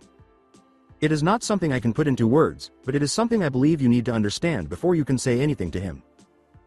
The Holy Spirit made a tree. Relate a gesture. Make contact with the tree and allow your spirit to fill it. At that point, you'll feel and experience every thought, memory, and, most importantly, emotion that Naruto-kun has ever had for you, starting from the first time you two met. Meigetsu muttered, If I do this, I'll need some time. Even though I already know what I'm going to say, I owe it to Naruto-kun to give it my whole attention for a while before I speak, even though it won't take long to process all the memories and emotions. Kukio and I will keep him busy. Are you sure? Indeed. We'll be alright. But you must take action on this, Mei-chan. It is equally important for you and him. Why? You're right, Meigetsu said. I have to find out how intense Naruto-kun's emotions are. All I'm afraid of is what I might discover. That makes sense. Yet you still have to complete this. Yes, I know. With a quick glance at the Holy Spirit, the demoness braced herself. Here goes nothing. Meigetsu then pressed herself up against the tree. Her presence disappeared from Naruto's mindscape in a matter of seconds after her consciousness was drawn in. Subsequently, she vanished, carried away by a flood of feelings. So that's it for today. I hope you guys enjoyed it. Don't forget to like, share and subscribe to the channel for more awesome stories like this. Thank you. See you all in my next video.